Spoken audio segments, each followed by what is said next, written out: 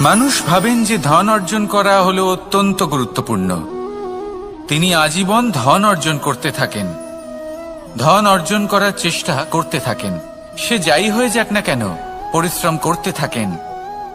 স্বাস্থ্যের দিকে নজর দেন না, না উচিত সময় খাবার খান, না উচিত সময় ঘুমোতে যান, না পর্যাপ্ত সময় পর্যন্ত ঘুমন, কিছুই না। ধন অর্জন করতেই থাকেন, করতেই থাকেন। আর কিছু সময় পরে যখন তিনি অসংখ্য ধন লাভ করে ফেলেন, তখন তার সাথে ওনার শরীরে অনেক রোগ বাসা বাঁধে। এইসব রোগের উপচার করতে করতে সেই সমস্ত ধন যা উনি অর্জন করেছেন তা তিনি ব্যয় করে ফেলেন। শেষ পর্যন্ত কি হয়? আমরা যেভাবে এসেছি ঠিক সেইভাবেই ফিরে যাই, ধন এখানেই থেকে যায়। দেখুন, একটা অত্যন্ত গুরুত্বপূর্ণ কথা রয়েছে যে আপনার বোঝা উচিত। এই যে ধন, তার ব্যবহার করুন জীবনকে আরো ভালো করে তোলার জন্য। ধনের সদ্ব্যবহার করা উচিত, এমন যেন না হয় এই ধন আপনাকে ভোগ করে ফেলে। এই জীবনকে নিশ্চিত রূপে আরো শ্রেষ্ঠ করে তুলুন। কিন্তু এই ধন অর্জন করার এই প্রক্রিয়াতে নিজের সারা জীবনকে নষ্ট করে ফেলবেন না। এই জীবন উপভোগ করতে শিখুন, আর আমার সাথে ভালোবেসে বলুন, রাধা রাধা।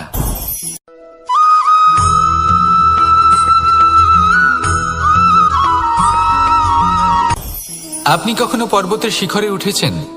আপনি দেখতে পাবেন পর্বতের পদতলে প্রচুর সুন্দর ফুল রয়েছে, সবুজ বনানী রয়েছে। যত আপনি ওপরে উঠতে থাকবেন তত ফুল কমতে থাকবে, সবুজ বনানী কমতে থাকবে।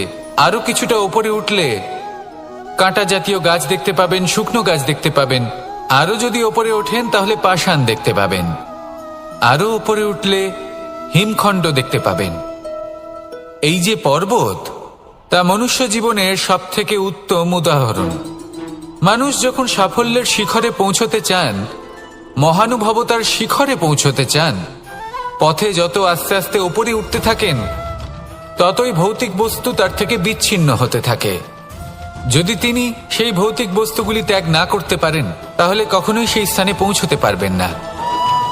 আর মানুষ যদি উচিত ত্যাগ করতে পারেন, পথে অগ্রসর হতে থাকেন, এগোতে থাকেন, তাহলে একদিন না একদিন তিনি মহানুভবতার, জ্ঞানের, সাফল্যের হিমের স্বাদ অবশ্যই লাভ করবেন। মনে রাখবেন, মানব জীবনে ত্যাগ হলো অত্যন্ত গুরুত্বপূর্ণ অংশ। আসুন আমার সাথে ভালোবেসে বলুন, রাধা রাধা।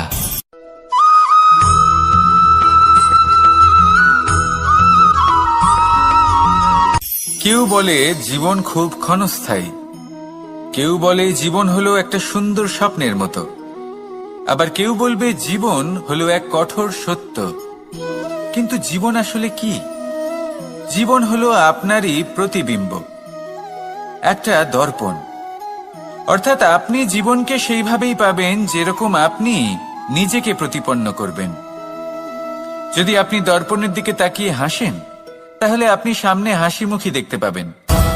এবার যদি আপনি গম্ভীর হয়ে থাকেন, তাহলে আপনি একজন রুষ্ট ব্যক্তি দেখতে পাবেন।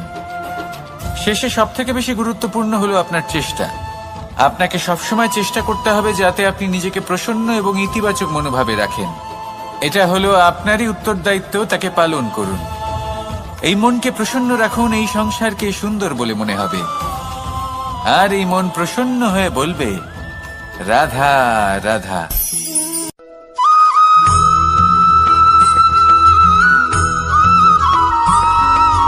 আমাদের শরীর প্রকৃতির সর্বশ্রেষ্ঠ রচনা। যে অঙ্গ প্রত্যঙ্গ আমরা লাভ করেছি, প্রত্যেকটির মধ্যে একটি নিজস্ব বার্তা রয়েছে। একটু ভেবে দেখুন, দুটি চোখ দিয়েছে দেখার জন্য, দুটি কান দিয়েছে শোনার জন্য, নাসিকাও আছে দুটি, দুটি হাত দিয়েছে দ্বিগুণ পরিশ্রম করার জন্য। কিন্তু জীব শুধুমাত্র একটি। তার উপরেও তীক্ষ্ণ বলিষ্ঠ দাঁত দিয়েছে তার রক্ষার জন্য। কখনো ভেবে দেখেছেন কেন?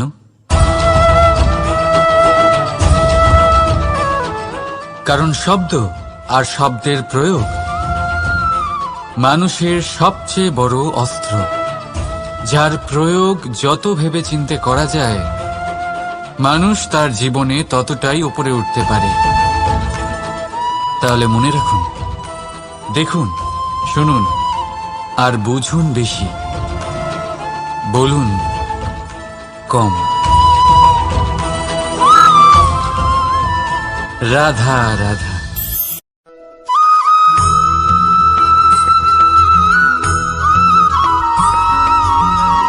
জীবন কিসের উপর নির্ভরশীল? ধনের উপর। বৈভবের অনুভব যদি আপনি করতে চান, তাহলে তা পাবেন শুধু একতার দ্বারা, সংগঠনের দ্বারা। যদি আপনাকে উদাহরণ দিই, নিজের এই হাতটাকে দেখুন, 5টা আঙুল রয়েছে। কোনো একটা বস্তুকে নিজের একটা আঙুল দ্বারা তুলে ধরার চেষ্টা করে দেখুন, বড়ই কষ্ট হবে। তখন আপনি বুঝতে পারবেন, যখন এই 5টি আঙুল একত্রিত হয়, তখন কোনো কাজ কতটা সহজ হতে পারে। এটাই হলো শক্তি একতার। সব থেকে ভালো উদাহরণ যদি আপনাকে দিই, তাহলে বাঁশি। এই বাঁশি থেকে অত্যন্ত মধুর সুর নির্গত হয়, যা সবার মন প্রসন্ন করে দেয়। এই কথা সত্যি। কিন্তু এই বাঁশি আমি একটা বা দুটো আঙুল দিয়ে বাজাতে পারবো না। আমাকে প্রত্যেকটা আঙুল ব্যবহার করতেই হবে, তবেই এর থেকে মধুর সুর নির্গত হবে, যা সকলকে প্রসন্ন করবে। ঠিক কিনা? ঠিক এইভাবেই যদি আপনি চান যে আপনার জীবনরূপী বাঁশি থেকেও মধুর সুর নির্গত হোক বা সবার মনকে প্রসন্ন করে তুলুক, তাহলে আপনাকেও জীবনে একতা নিয়ে আসতেই হবে। আপনি একাও কর্ম করতে পারেন, পথ চলতেও পারেন, সামনেও এগোতে পারেন, সাফল্যও লাভ করতে পারেন। কিন্তু যখন সকলে একসাথে এগোবেন, সেই পথে চলবেন, সেই কর্মই করবেন, তখন লক্ষ্যে অবশ্যই পৌঁছবেন, সাফল্য অবশ্যই লাভ করবেন। কিন্তু সেই সাফল্য এবং তার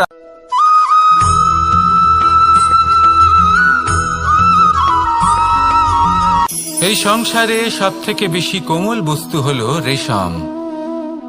এই রেশম এতটাই কোমল হয় যে এর পুরো একটা থান শুধুমাত্র একটা হাতে ধরা সম্ভব। কখনো ভেবে দেখেছেন এই রেশম কিভাবে হয়? একটি কীট তার লালার দ্বারা উৎপন্ন হয়। এই কীট সেই রেশমকে পাক দিতে থাকে, পাক দিতেই থাকে, আর আস্তে আস্তে তার মধ্যেই জড়িয়ে পড়ে। শেষে ওর এই সুন্দর অমূল্য সৃষ্টি রেশমের এই সুতো, তার নির্মাণ কার্য পূর্ণ হয়। কিন্তু তাতেই ও নিজে বন্দী হয়ে যায়। নিজেরই মায়াজালের এই বন্দী গৃহে নিজেই ফেঁসে যায়। এবার এই সুতোকে ব্যবহারযোগ্য করে তোলার জন্য এই কীটগুলিকে এই কবচের সাথেই ফুটন্ত জলে ফেলে দেওয়া হয়। এই সংসারে যদি আমাদের স্বপ্ন এই সংসারের দুঃখ হরণ করার জন্য, এই সংসারে সুখ বিতরণ করার জন্য হয়, তবেই আমাদের প্রগতি সম্ভব। যদি আমাদের এই স্বপ্ন শুধুই আমাদের এবং আমাদের স্বার্থ সিদ্ধির জন্য হয়, তাহলে এই স্বপ্ন আমাদের অন্ধ করে দেবে, আমাদের অন্ধকারের পথে নিয়ে যাবে, আর আমরাও সেই কীটের মতো হয়ে যাব। নিজেদেরই মায়াজালে আমরা নিজেই ফেঁসে যাব, আর শেষে আমরা যদি কিছু লাভ করি, তা হবে একাকিত্ব, অন্ধকারময় মৃত্যু। তাই স্বপ্ন অবশ্যই দেখুন, কিন্তু এমনভাবে স্বপ্ন দেখবেন না যে তার এই বন্দিগৃহে আপনি নিজেই ফেঁসে গেলেন। স্বপ্ন দেখুন পরোপকারে।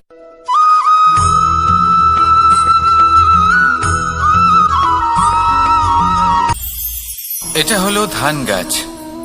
এর থেকে যে চাল উৎপন্ন হয় তা মানুষ গ্রহণ করেন। আর এটা কি? এ হলো জংলি ঘাস। একবার ভেবে দেখুন, যদি এই জংলি ঘাস ধান গাছের আশেপাশে থাকে, তাহলে কি হবে? ধান উৎপন্ন হতে পারবে?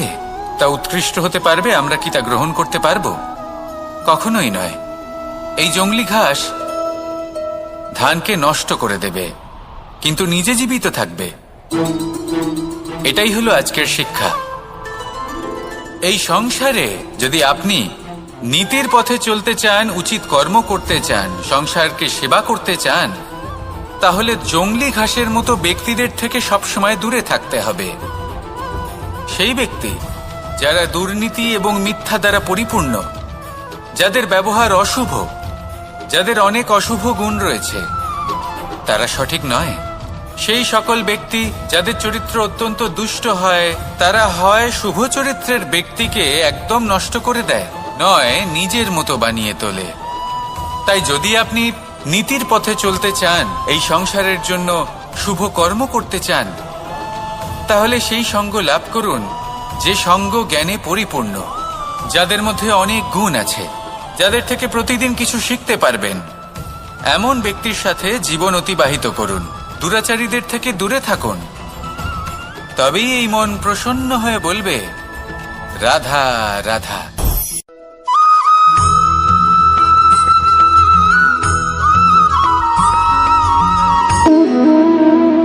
সম্পর্ক হলো আমাদের জীবনের একটি আধার। কিছু সম্পর্ক এমন যা আমরা জন্মসূত্রে লাভ করি, যেমন পরিবার, মা, বাবা। কিছু সম্পর্ক আছে যা আমরা জীবনে অর্জন করে থাকি, তা সে প্রেমের হোক, স্নেহের হোক বা বন্ধুত্বের। এই সকল সম্পর্ক লাভ করার বা গড়ে তোলার 5টি ধাপ রয়েছে। প্রথম ধাপ, কোনো ব্যক্তির সাথে আলাপ হওয়া, তার সাথে কথা বলা বা তাকে দেখা। দ্বিতীয় ধাপ, সে ব্যক্তিকে আমাদের ভালো লাগা। তৃতীয় ধাপ, আমাদের এটা চাইতে শুরু করা যে জীবনে এই ব্যক্তি যেন আমাদের বন্ধু হন, আমাদের জীবনে থাকেন, বা আমাদের কাউকে ভালোবেসে ফেলা। আর এটা আমাদের ভাবা বা চাওয়া যে সেই ব্যক্তি যেন আজীবন আমার সাথে থাকেন, আমার জীবনে আমার সাথী হয়ে। চতুর্থ ধাপ, লাভ করা। এবার এই ধাপটি অনেক মানুষের পক্ষেই খুবই সরল হয়, বড়ই সরল ভাবে নিজেদের সঙ্গীকে লাভ করে থাকেন। কিছু মানুষের জন্য এই ধাপ অত্যন্ত কঠিন হয়ে থাকে।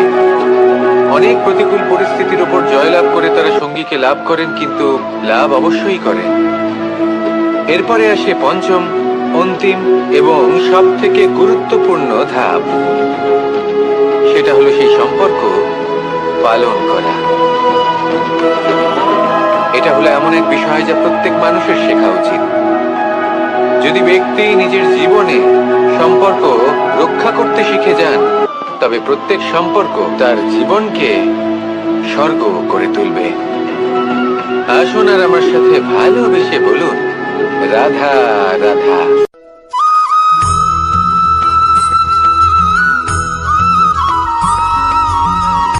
কথায় আছে, অন্ধকারে প্রদীপ প্রজ্বলিত করলে চতুর্দিক আলোকিত হয়। কিন্তু যদি এই প্রদীপ আমি সূর্যের আলোর সম্মুখে সকালবেলায় প্রজ্বলিত করে রেখে দিই, তাহলে কি হবে? আপনি বলবেন যে এটা করে তো কোনো লাভই হলো না। সূর্যের প্রকাশের সামনে এই প্রদীপ আসলে কিছুই নয়। এবার এই চিন্তা ভাবনা প্রত্যেক দিন করতে হবে, আর একটা অমূল্য শিক্ষা পেতে হবে। মনে করুন যে আপনি মহাপুরুষের সামনে বসে আছেন, কোনো মহাজ্ঞানীর সামনে। তাহলে সেই ব্যক্তির সামনে নিজের জ্ঞানের প্রদীপ প্রজ্বলিত করবেন না, নীরব থাকুন। আর সেই ব্যক্তির সূর্যের প্রকাশের মতো জ্ঞান প্রাপ্ত করুন। যতটা পারবেন জ্ঞান লাভ করুন। যদি এমন কোনো সময়, এমন কোনো স্থানে আপনি আছেন যেখানে চতুর্দিক অন্ধকার, কারোর কাছেই জ্ঞান নেই, সেখানে নিজের জ্ঞানের প্রদীপ প্রজ্বলিত করুন। এমন করলে দুদিক থেকেই আপনার লাভ হবে। আপনার জ্ঞান প্রাপ্তিও হবে, আর জ্ঞানের সঠিক প্রয়োগও করতে পারবেন। আর এই মন প্রসন্ন হয়ে বলবে, রাধা রাধা।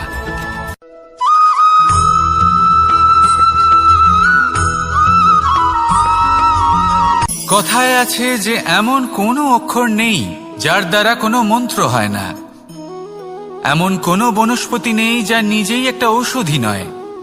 পৃথিবীর এমন কোনো ব্যক্তি নেই যার মধ্যে কোনো যোগ্যতা থাকে না। শুধু প্রয়োজন হলো যে ব্যক্তিকে আমরা খুঁজে চলেছি তাকে সঠিকভাবে চিনে নেওয়া।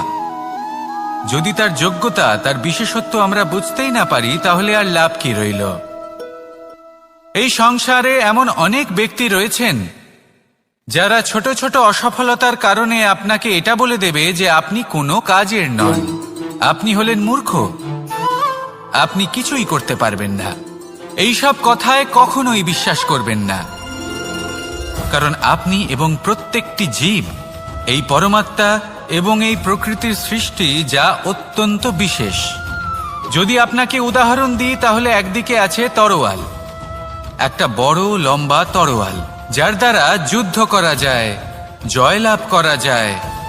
আর অন্যদিকে রয়েছে একটা ছোট্ট সূচ, কিন্তু যে কাজ একটা ছোট্ট সূচ করতে পারে তা একটা তরোয়াল দ্বারা সম্ভব নয়।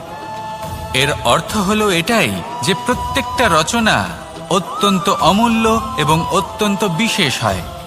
তাহলে বিশ্বাস রাখুন যে আপনি অত্যন্ত বিশেষ একজন, আর প্রেমের সাথে বলুন রাধা রাধা।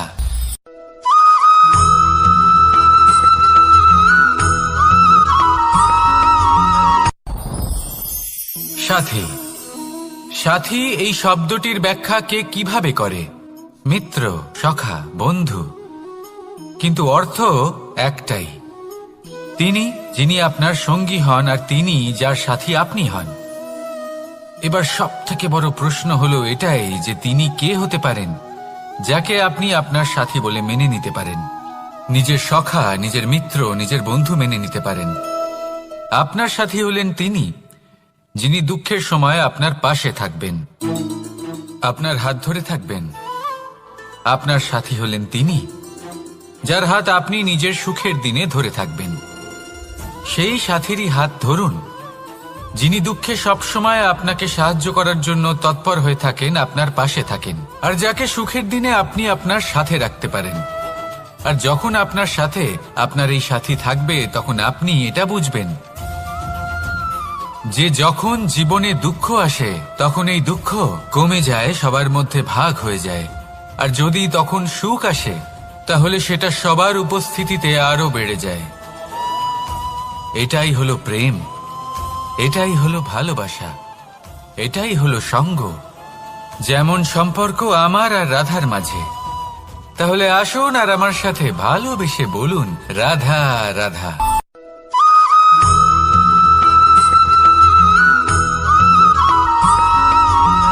এই সংসারে প্রত্যেক মানুষ এটাই চান যে তিনি যেন ধনবান হন, আর্থিক অবস্থা তার ভালো থাকে, ওনার বাড়িতে লক্ষ্মীর আগমন হয়।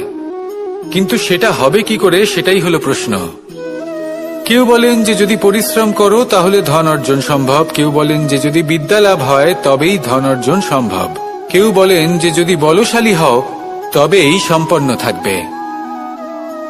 ভালো কথা, যদি তাই হয়ে থাকে তবে দিনমজুর সারা দিন পরিশ্রম করেন, তিনি কেন ধনী হন না?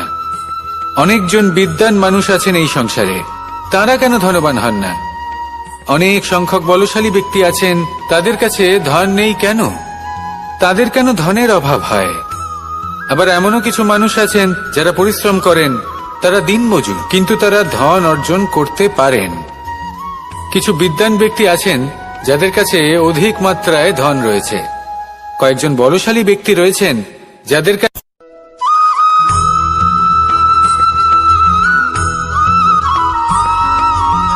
এই সংসারে কখনো কোনো ব্যক্তিকে তার বাইরের পোশাক দেখে বিচার করার চেষ্টা করবেন না, এটা খুব বড় ভুল করবেন। যেমন আমরা জীবনে অনেক সময় এমন করি, ধরুন কোথাও একটা গাছ দেখলাম, খুব বিশাল আকারের একটা গাছ যেটা মাটির থেকে অনেক উঁচুতে পৌঁছে গেছে, যার বিশাল শাখা আছে। সেগুলো দেখে আমরা ভাবি যে এই গাছে হয়তো কত সুস্বাদু ফল আছে, আমরা সেই গাছের পরিচর্যা করতে থাকি। আবার অন্যদিকে হলো একটি তৃণ যেটা মাটি থেকে কিছুটা উঁচুতে পৌঁছেছে, কিন্তু সেই তৃণর নিচে, মাটির নিচে অত্যন্ত সুস্বাদু ফল বা সবজি জন্ম নেয়, যা আমাদের স্বাস্থ্যের পক্ষে অত্যন্ত উপকারী। সেই জন্য কখনো আবরণ দেখে কাউকে বিচার করতে চেষ্টা করবেন না, তার বদলে এটা বোঝার চেষ্টা করুন যে আপনার সামনে যে ব্যক্তি আছে বা বস্তু আছে তার বিশেষত্ব কি। যদি এই বিশেষত্ব বোঝার ক্ষমতা আপনি অর্জন করেন, যদি এই শিল্প আপনি নিজের ভেতরে জাগ্রত করেন, তাহলে এই সংসারে বিশেষত্ব কি সেটা আপনি জানতে পারবেন। আর এই সমস্ত খেলা দৃষ্টি থেকে নয়, দৃষ্টিভঙ্গি থেকে জন্ম নেয়। দৃষ্টিভঙ্গি সবসময় শুভ রাখুন আর আমার সাথে ভালোবেসে বলুন রাধা রাধা।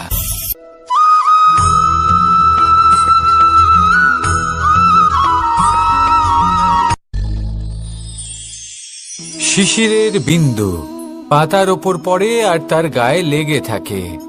পাতা তাকে শুষে নিতে পারে না, আর শেষ পর্যন্ত সে ঝরে পড়ে যায়। অন্যদিকে রয়েছে মেঘ এবং চাতক। এদের মধ্যে অনেক দূরত্ব থাকে। মেঘ থাকে আকাশে আর চাতক থাকে ধরিত্রীতে। কিন্তু যখন এই মেঘ থেকে বৃষ্টি ঝরে পড়ে, এই চাতক কিন্তু সেই জলই পান করে, নয়তো সে তৃষ্ণার্ত থেকে যায়। এবার অন্যদিকে দেখলাম শিশির বিন্দু আর পাতার এই সম্পর্ক। এরা খুব কাছাকাছি থাকে, ঘনিষ্ঠও থাকে।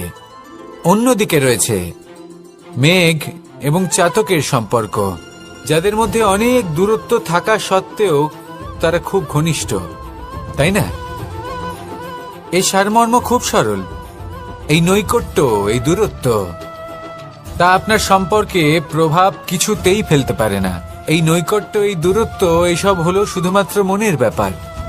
কখনো আপনি অনুভব করেছেন আপনি কারোর থেকে অনেক অনেক দূরে আছেন, অনেক দূরে আছেন, তাও সেই ব্যক্তির প্রতি আপনি টান অনুভব করেন। সেখানে আপনি কারোর সাথে প্রত্যেক দিন অতিবাহিত করেন, সমস্ত জীবন অতিবাহিত করেন, সব থেকে বেশি সময় তার সাথে অতিবাহিত করেন, তাও তার প্রতি সেই টান অনুভব করেন না। এই সংকেত হলো মনের দূরত্বের। তাহলে মনের এই দূরত্ব দূর করুন আর আমার সাথে।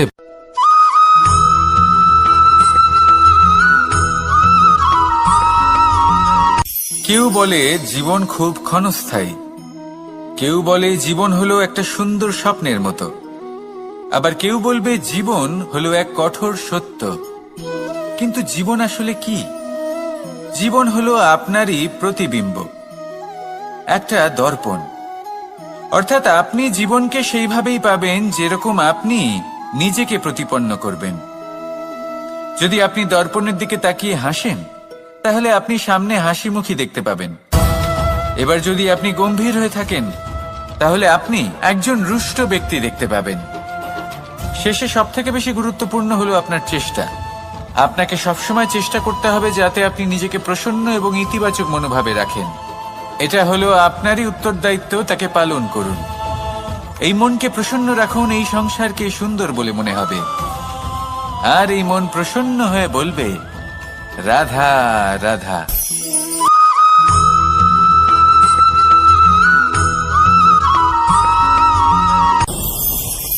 ভয়ের সাথে আমরা সবাই পরিচিত, কষ্টও আমরা সবাই পেয়েছি।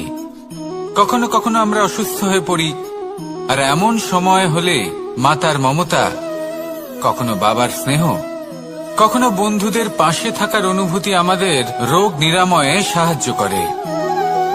কখনো যদি আমরা নিরাশ হয়ে পড়ি, তখন যদি আমাদের কোনো আপনজন আমাদের দুটো ভালো কথা বলে, তখন আমাদের মনোবল বেড়ে যায়। ঠিক তেমন সংসারের এই রঙ্গমঞ্চে যদি আপনি পীড়িত অনুভব করেন, কিছু শুভ কথা আলোচনা করুন, কিছু স্তুতি গান করুন, কিছু মুহূর্তের জন্য হলেও নিজের ইষ্টদেবের কথা স্মরণ করুন আর প্রার্থনা করুন।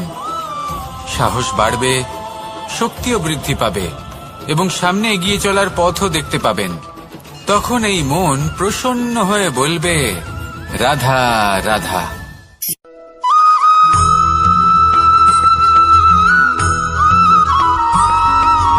ফিরে আসছিলেন এবং তাদের ফেরার পথে হঠাৎ করে কোথাও থেকে একটি বাছুর চলে এলো। এই দুই বোন ভয়ভীত হয়ে গেলেন আর তাদের হাত থেকে সেই আটা পড়ে গেল, মাটিতে মিশে গেল। এবার এই পুরো ঘটনাক্রমে যদি কারোর বিন্দুমাত্র লাভ হয়ে থাকে, বিন্দুমাত্র আনন্দ পেয়ে থাকে, তাহলে সে কে? সেই ছোট বোন, যিনি মাঝে মাঝেই গমের দানা তুলছিলেন এবং খাচ্ছিলেন। কিছুটা হলেও উনি আনন্দ লাভ করেছিলেন। এবার এরকমই হলো আমাদের জীবনে ভক্তি এবং ভালোবাসা সংক্রান্ত বিষয়।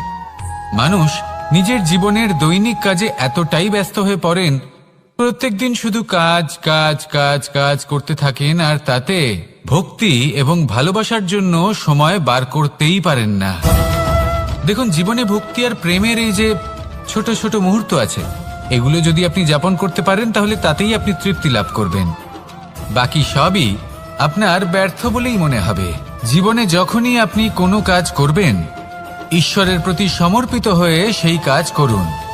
আর যখনই সময় পাবেন, তাহলে সেই সময় নিজের আপনজনদের দিন, যাদের আপনি ভালোবাসেন, তাদের প্রতি যত্নবান হন, তাদের শুভাকাঙ্ক্ষী হন। এই প্রেম আর ভক্তির ছোট ছোট মুহূর্তগুলো আপনার জীবনকে চরিতার্থ করে তুলবে। আসুন আমার সাথে ভালোবেসে বলুন, রাধা রাধা।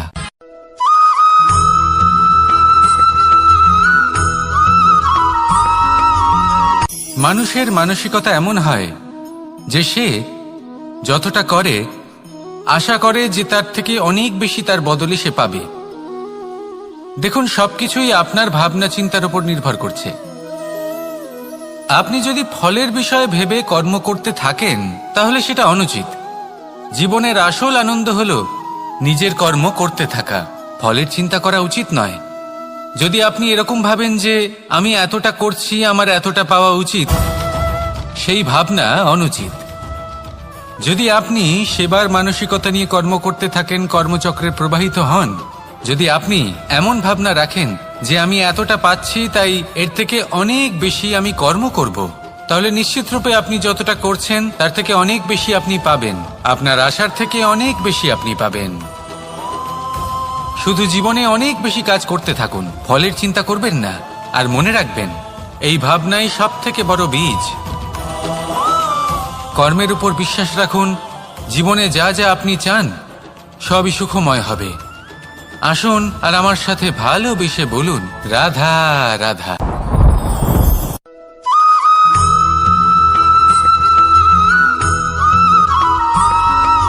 প্রত্যেক মানুষ নিজের জীবনে হীরক তথা হীরে এবং দর্পণ এই দুই দেখেছেন। এই দুই হলো সাদা এবং এরা দুজনেই আলোর প্রতিফলন ঘটায় এবং এরা দুজনেই উজ্জ্বল হয়ে ওঠে। আপনি হয়তো মনে মনে ভাবছেন যে এটা কি ধরনের তুলনা করছি। একটা হীরে তো রত্ন, তার মূল্য দর্পণের থেকে অনেক গুণ বেশি। কিন্তু হীরে থাকাতে দর্পণের মূল্য কিন্তু কোনো অংশে কমে যায় না, তাই না?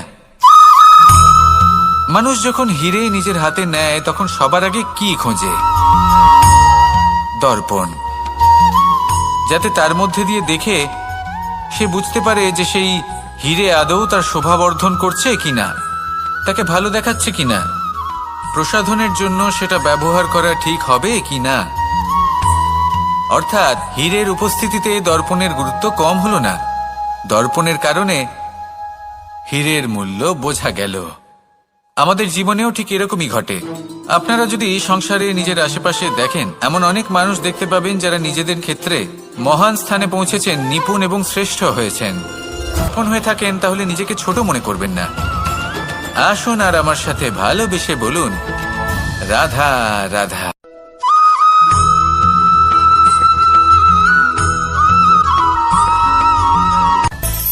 মানুষের মধ্যে একটা বিচিত্র প্রবৃত্তি থাকে, অন্য সকলের বিষয়ে, তাদের জীবনের বিষয়ে, তাদের ব্যক্তিত্বের বিষয়ে, তাদের ভবিষ্যতের বিষয়ে অনুমান করা। এটা হলো অনুচিত। কারোর অতীতকালকে দেখে লোকে ভবিষ্যৎ বলে দিতে পারেন, বর্তমানকে দেখে ভবিষ্যতের বিষয়ে অনুমান করে ফেলেন। উদাহরণ দিতে হলে বলবো, কোনো দাসকে দেখুন, ওকে দেখে লোকে বলে যে ওর ভবিষ্যৎ সেটাই হতে পারে, অনুমান করে ফেলেন। আর এই রাজাকে দেখুন, উনি তো কত সুখী হবেন, উনি তো জগতের সব থেকে অধিক সুখী মানুষ, কত সুখ সুবিধা আছে ওনার কাছে, ধারণা করে ফেলেন। তবে সত্য তো এটাই যে কারোর ব্যক্তিত্বের বিষয়ে, তাদের ভবিষ্যতের বিষয়ে আপনি পূর্ণ সত্য কখনোই বলতে পারবেন না, শুধু অনুমান করতে পারবেন। আর এই অনুমান করে সত্যি কোনো লাভ হয় না, কারণ এই কাল সেটা হলো অত্যন্ত শক্তিশালী। কালো থেকে কালোতর কয়লাকেও হীরেতে পরিণত করতে পারে, অনেক বড় বড় রাজাকেও বিদূষক বানিয়ে ফেলতে পারে এক মুহূর্তেই। তাহলে আপনি অনুমান করে কি লাভ? কি পেলেন অনুমান করে? সেই জন্য কারোর বিষয়ে কোনো অনুমান করবেন না, তার ভবিষ্যতের বিষয়ে অনুমান করতে যাবেন না, কারোর বিষয়ে কোনো ধারণা করে নেবেন না। কিছু করতে হলে ভালোবাসুন, সবার মধ্যে ভালোবাসা ছড়ান, সবার মধ্যে ধন্যাত্মক ভাব ছড়ান। এই মন প্রসন্ন হয়ে বলবে, রাধা রাধা।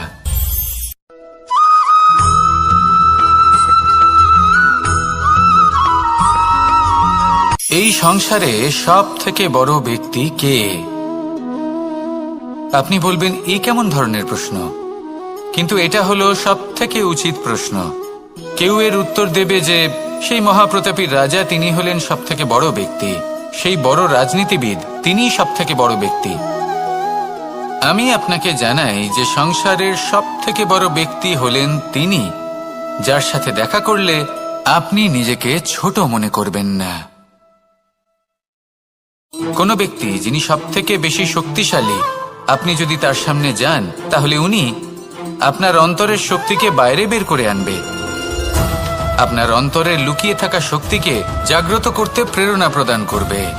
তিনি হলেন বড় ব্যক্তি, তিনি হলেন মহান ব্যক্তি। তিনি নন যিনি নিজের বল এবং ঐশ্বর্য দ্বারা আপনাকে তার সামনে ছোট প্রমাণ করবেন। এবং সেই জন্য মহাদেব আমার আরাধ্য হলেন আমার খুব প্রিয়। কারণ রাজা হোক বা ফকির, কেউ যদি ওনার সামনে যান তাহলে সে নিজেকে ছোট মনে করেন না। আপনিও যদি জীবনে অনেক বড় হতে চান তাহলে কাউকে কখনো নিজেকে ছোট মনে করতে দেবেন না। তার অন্তরে বড় হয়ে ওঠার প্রেরণা প্রদান করুন। আসুন আমার সাথে ভালোবেসে বলুন, রাধা রাধা।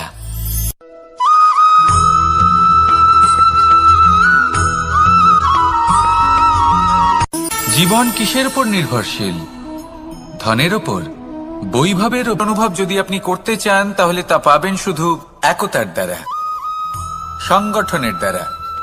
যদি আপনাকে উদাহরণ দিই, নিজের এই হাতটাকে দেখুন, 5টা আঙুল রয়েছে। কোনো একটা বস্তুকে নিজের একটা আঙুল দ্বারা তুলে ধরার চেষ্টা করে দেখুন, বড়ই কষ্ট হবে। তখন আপনি বুঝতে পারবেন যখন এই 5টি আঙুল একত্রিত হয় তখন কোনো কাজ কতটা সহজ হতে পারে। এটাই হলো শক্তি একতার। সব থেকে ভালো উদাহরণ যদি আপনাকে দিই তাহলে বাঁশি। এই বাঁশি থেকে অত্যন্ত মধুর সুর নির্গত হয় যা সবার মন প্রসন্ন করে দেয়। এই কথা সত্যি, কিন্তু এই বাঁশি আমি একটা বা দুটো আঙুল দিয়ে বাজাতে পারবো না। আমাকে প্রত্যেকটা আঙুল ব্যবহার করতেই হবে, তবেই এর থেকে মধুর সুর নির্গত হবে যা সকলকে প্রসন্ন করবে, ঠিক কিনা? ঠিক এইভাবেই যদি আপনি চান যে আপনার জীবনরূপী বাঁশি থেকেও মধুর সুর নির্গত হোক বা সবার মনকে প্রসন্ন করে তুলুক, তাহলে আপনাকেও জীবনে একতা নিয়ে আসতেই হবে। আপনি একাও কর্ম করতে পারেন, পথ চলতেও পারেন, সামনেও এগোতে পারেন, সাফল্যও লাভ করতে পারেন। কিন্তু যখন সকলে একসাথে এগোবেন, সেই পথে চলবেন, সেই কর্মই করবেন, তখন লক্ষ্যে অবশ্যই পৌঁছবেন, সাফল্য অবশ্যই লাভ করবেন। কিন্তু সেই সাফল্য এবং তার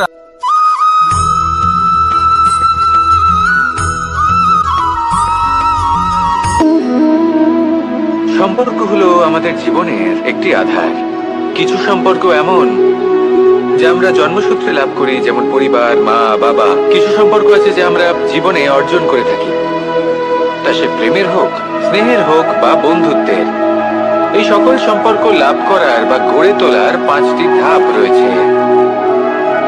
প্রথম ধাপ, কোনো ব্যক্তির সাথে আলাপ হওয়া, তার সাথে কথা বলা বা তাকে দেখা। দ্বিতীয় ধাপ, সে ব্যক্তিকে আমাদের ভালো লাগা। তৃতীয় ধাপ,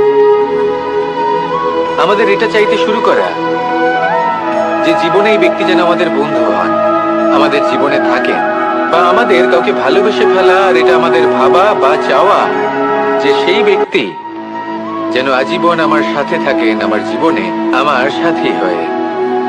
চতুর্থ ধাপ, লাভ করা। এবার এই ধাপটি অনেক মানুষের পক্ষেই খুবই সরল হয়, বড়ই সরলভাবে নিজেদের সঙ্গীকে লাভ করে থাকেন। কিছু মানুষের জন্য এই ধাপ অত্যন্ত কঠিন হয়ে থাকে। অনেক প্রতিকূল পরিস্থিতির উপর জয়লাভ করে তারা সঙ্গীকে লাভ করেন, কিন্তু লাভ অবশ্যই করেন। এরপরে আসে পঞ্চম, অন্তিম এবং সব থেকে গুরুত্বপূর্ণ ধাপ। সেটা হলো সেই সম্পর্ক পালন করা। এটা হলো এমন এক বিষয় যা প্রত্যেক মানুষের শেখা উচিত। যদি ব্যক্তি নিজের জীবনে সম্পর্ক রক্ষা করতে শিখে যান, তবে প্রত্যেক সম্পর্ক তার জীবনকে স্বর্গ করে তুলবে। আসুন আর আমার সাথে ভালোবেসে বলুন, রাধা রাধা।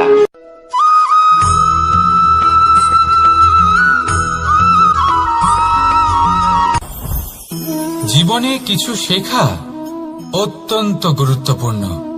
এবার কি কি শিখতে হবে সেই সব শেখানোর জন্য অনেক শিক্ষক রয়েছেন, কিন্তু কি শিখবেন না আর কি করবেন না এটা আমাদের নিজের অভিজ্ঞতা দিয়ে শিখতে হয়। কিন্তু তার মানে এটা নয় যে যদি আপনাকে শিখতে হয় যে আগুনের তাপ কতটা, আপনাকে আগুনের মধ্যে হাত দিতে হবে। না, অন্য কারোর অভিজ্ঞতা দ্বারাও শিখতে পারেন। প্রশ্ন শুধুমাত্র একটাই যে আপনি কি শিখতে চান নাকি চান না। যদি আপনি এটাই ভাবেন যে আমি শুধুই নিজের অভিজ্ঞতা দ্বারাই শিখতে চাই, তাহলে জীবনকাল ছোট মনে হবে, অনেক কিছুই শিখতে পারবেন না। তাই নিজের সাথে সাথে বড়দের অভিজ্ঞতা দ্বারাও শেখা শুরু করে দিন। এই সংসারের অভিজ্ঞতা দ্বারা শিখতে শুরু করে দিন। আর এটা নিশ্চিত রূপে শেখা আবশ্যক যে কখন কি করবেন না, কোথায় থামতে হবে আর কোথায় থামবেন না। তাহলে আসুন আর আমার সাথে ভালোবেসে বলুন, রাধা রাধা।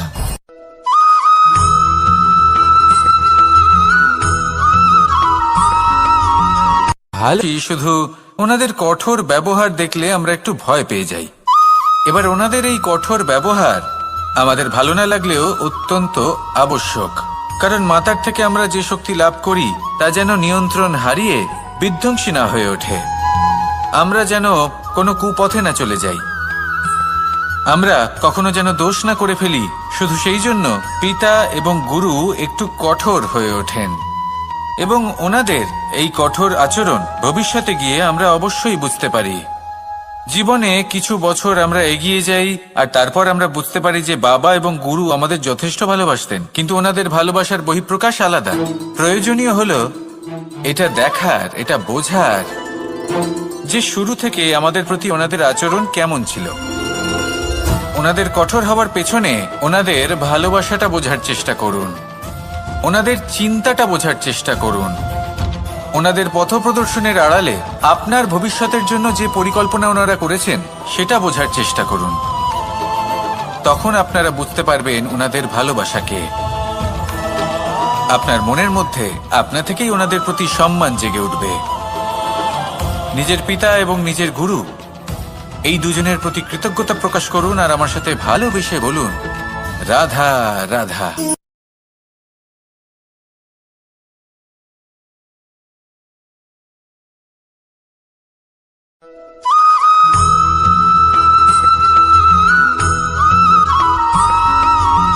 পঞ্চতত্ত্বের মধ্যে দ্বিতীয় তত্ত্ব হল ধরণী, ভূমি, যাকে আমরা ধরণী মাতা বলি।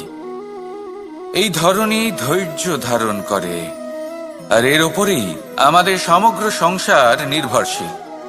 কারণ এই ভূমি সহ্য ক্ষমতা রাখে, এর সহ্য ক্ষমতা হল অপরিসীম।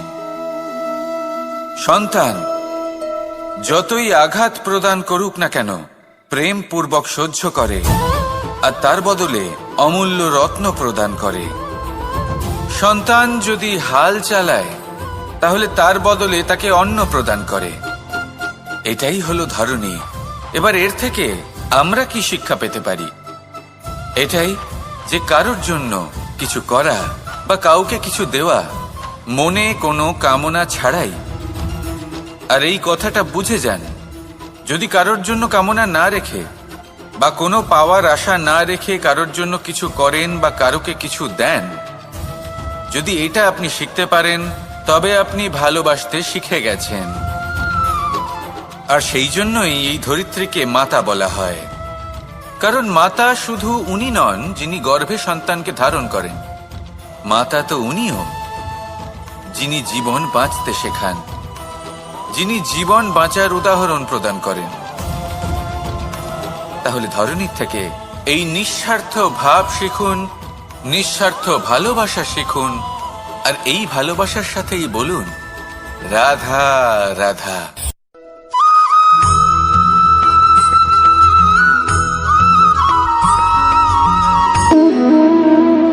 সম্পর্ক হলো আমাদের জীবনের একটি আধার। কিছু সম্পর্ক এমন যে আমরা জন্মসূত্রে লাভ করি, যেমন পরিবার, মা, বাবা। কিছু সম্পর্ক আছে যে আমরা জীবনে অর্জন করে থাকি। তা সে প্রেমের হোক, স্নেহের হোক বা বন্ধুত্বের। এই সকল সম্পর্ক লাভ করার বা গড়ে তোলার 5টি ধাপ রয়েছে। প্রথম ধাপ, কোনো ব্যক্তির সাথে আলাপ হওয়া, তার সাথে কথা বলা বা তাকে দেখা। দ্বিতীয় ধাপ, সে ব্যক্তিকে আমাদের ভালো লাগা। তৃতীয় ধাপ, আমাদের এটা চাইতে শুরু করা যে জীবনে এই ব্যক্তি যেন আমাদের বন্ধু হন, আমাদের জীবনে থাকেন, বা আমাদের কাউকে ভালোবেসে ফেলা। আর এটা আমাদের ভাবা বা চাওয়া যে সেই ব্যক্তি যেন আজীবন আমার সাথে থাকেন, আমার জীবনে আমার সাথী হয়ে। চতুর্থ ধাপ, লাভ করা।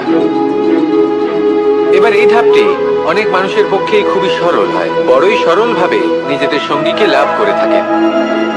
কিছু মানুষের জন্য এই ধাপ অত্যন্ত কঠিন হয়ে থাকে। অনেক প্রতিকূল পরিস্থিতির উপর জয়লাভ করে তারা সঙ্গীকে লাভ করেন, কিন্তু লাভ অবশ্যই করেন। এরপরে আসে পঞ্চম, অন্তিম এবং সব থেকে গুরুত্বপূর্ণ ধাপ। সেটা হলো সেই সম্পর্ক পালন করা। এটা হলো এমন এক বিষয় যা প্রত্যেক মানুষের শেখা উচিত। যদি ব্যক্তি নিজের জীবনে সম্পর্ক রক্ষা করতে শিখে যান, তবে প্রত্যেক সম্পর্ক তার জীবনকে স্বর্গ করে তুলবে। আসুন আর আমার সাথে ভালোবেসে বলুন, রাধা রাধা।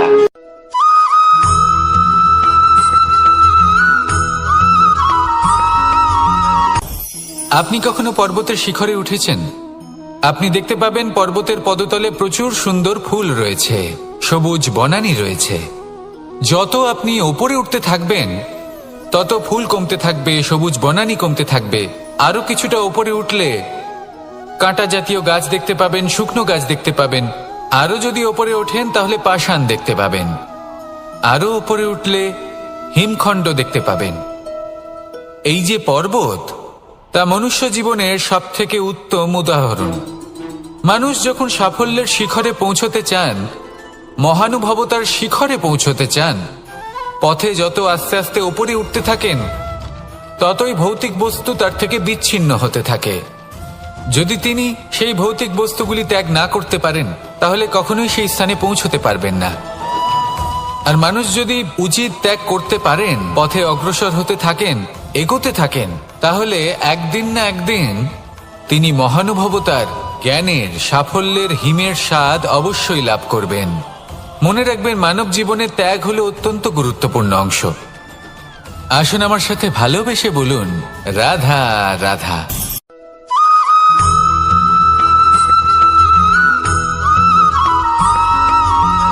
মানুষের মানসিকতা এমন হয় যে সে যতটা করে আশা করে যে তার থেকে অনেক বেশি তার বদলে সে পাবে। দেখুন, সবকিছুই আপনার ভাবনা চিন্তার উপর নির্ভর করছে। আপনি যদি ফলের বিষয়ে ভেবে কর্ম করতে থাকেন, তাহলে সেটা অনুচিত। জীবনের আসল আনন্দ হলো নিজের কর্ম করতে থাকা, ফলের চিন্তা করা উচিত নয়। যদি আপনি এরকম ভাবেন যে আমি এতটা করছি, আমার এতটা পাওয়া উচিত, সেই ভাবনা অনুচিত। যদি আপনি সেবার মানসিকতা নিয়ে কর্ম করতে থাকেন, কর্মচক্রে প্রবাহিত হন, যদি আপনি এমন ভাবনা রাখেন যে আমি এতটা পাচ্ছি, তাই এর থেকে অনেক বেশি আমি কর্ম করব, তাহলে নিশ্চিত রূপে আপনি যতটা করছেন তার থেকে অনেক বেশি আপনি পাবেন। আপনার আশার থেকে অনেক বেশি আপনি পাবেন। শুধু জীবনে অনেক বেশি কাজ করতে থাকুন, ফলের চিন্তা করবেন না। আর মনে রাখবেন, এই ভাবনাই সব থেকে বড় বীজ। কর্মের উপর বিশ্বাস রাখুন। জীবনে যা যা আপনি চান সবই সুখময় হবে। আসুন আর আমার সাথে ভালোবেসে বলুন, রাধা রাধা।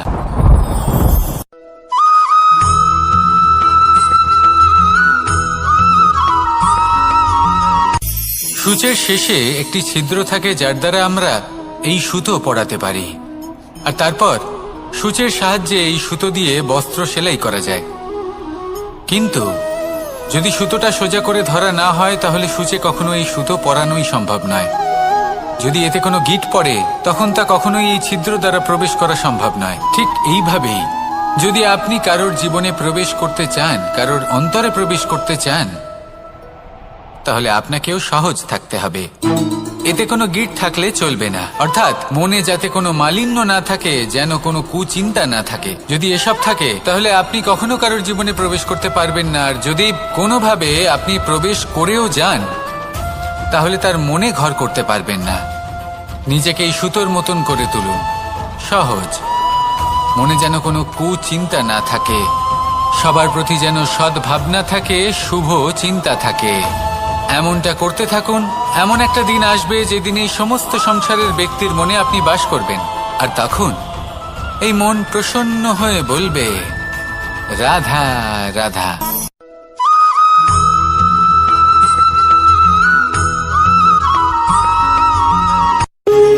যখন মানুষের মৃত্যু হয় তখন কি হয়? অনেক সংখ্যক মানুষ শোক পালন করতে চলে আসেন। যে ব্যক্তি মৃত্যু লাভ করেছেন তার অনেক বস্তু থাকে যেগুলো তার প্রিয়, যেগুলো তিনি ব্যবহার করেছেন। তার শয্যা, তার বস্ত্র, তার আভূষণ সবকিছু তার থেকে বিচ্ছিন্ন করা হয় এবং খালি হাতে তাকে শ্মশানের উদ্দেশ্যে রওনা করা হয়। আমি আপনাকে এই প্রশ্ন করতে চাই, আপনি এই সংসারে কি অর্জন করেছেন? ধন সম্পত্তি, বস্ত্র, আভূষণ, এই সবকিছু যে আপনি অর্জন করেছেন, আপনার মৃত্যুর পরে তা আপনার থেকে দূর হয়ে যাবে। এর উত্তর হলো একটাই, আপনার কর্ম। শুধু সেটাই আছে যা একান্ত আপনার, আর শুধু সেটাই এই সংসার থেকে চলে যাওয়ার পরেও সংসারেই জীবিত থাকবে। যদি আপনি দুষ্কর্ম করেন তাহলে এই সংসার আপনাকে একটি অনুচিত উদাহরণ হিসেবে মনে রাখবে যে এই ব্যক্তি খুব পাপী ছিল, অনুচিত কর্ম করতেন। যে পথে তিনি চলেছেন সেই পথে কারোর চলা উচিত নয়। সেখানেই যদি আপনি সৎকর্ম করেন তাহলে সংসার চিরকাল এটাই বলবে যে খুব ভালো মানুষ ছিলেন, সবাইকে ভালোবাসতেন, সবাইকে সাহায্য করতেন, আমার খুব প্রিয় মানুষ ছিলেন। এটাই হলো শ্রেষ্ঠ কর্ম। সেই জন্য জীবনে শুধুমাত্র ধন সম্পত্তি, আভূষণ এই সব অর্জন করতে গিয়ে নিজের মনোনিবেশ করবেন না। শ্রেষ্ঠ কর্ম করুন। সংসার থেকে চলে যাওয়ার পরেও এই কর্মই এই সংসারে আপনাকে জীবিত রাখবে। আসুন আমার সাথে ভালোবেসে বলুন, রাধা রাধা।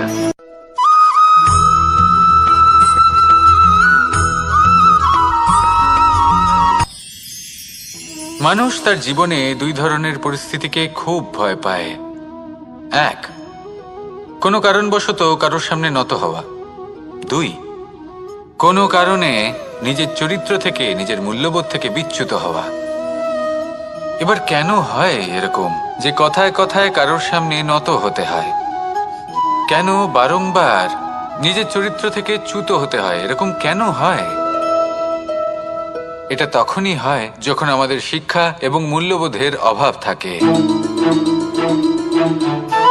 যদি মানুষের মধ্যে প্রকৃত শিক্ষা থাকে তাহলে এই সংসারে কোনো সময় এবং কারোর সামনেই নত হওয়ার কোনো প্রয়োজন নেই।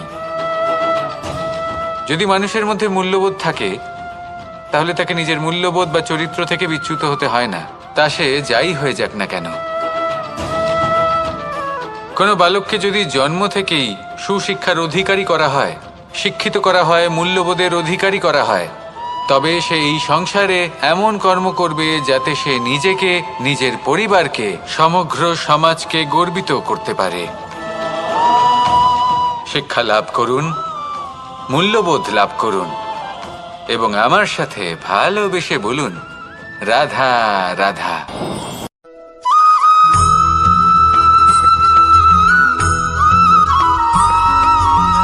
কথায় আছে যে এমন কোনো অক্ষর নেই যার দ্বারা কোনো মন্ত্র হয় না। এমন কোনো বনস্পতি নেই যা নিজেই একটা ঔষধি নয়। পৃথিবীর এমন কোনো ব্যক্তি নেই যার মধ্যে কোনো যোগ্যতা থাকে না। শুধু প্রয়োজন হলো যে ব্যক্তিকে আমরা খুঁজে চলেছি তাকে সঠিকভাবে চিনে নেওয়া। যদি তার যোগ্যতা, তার বিশেষত্ব আমরা বুঝতেই না পারি তাহলে আর লাভ কি রইল? এই সংসারে এমন অনেক ব্যক্তি রয়েছেন যারা ছোট ছোট অসফলতার কারণে আপনাকে এটা বলে দেবে যে আপনি কোনো কাজের নন, আপনি হলেন মূর্খ, আপনি কিছুই করতে পারবেন না।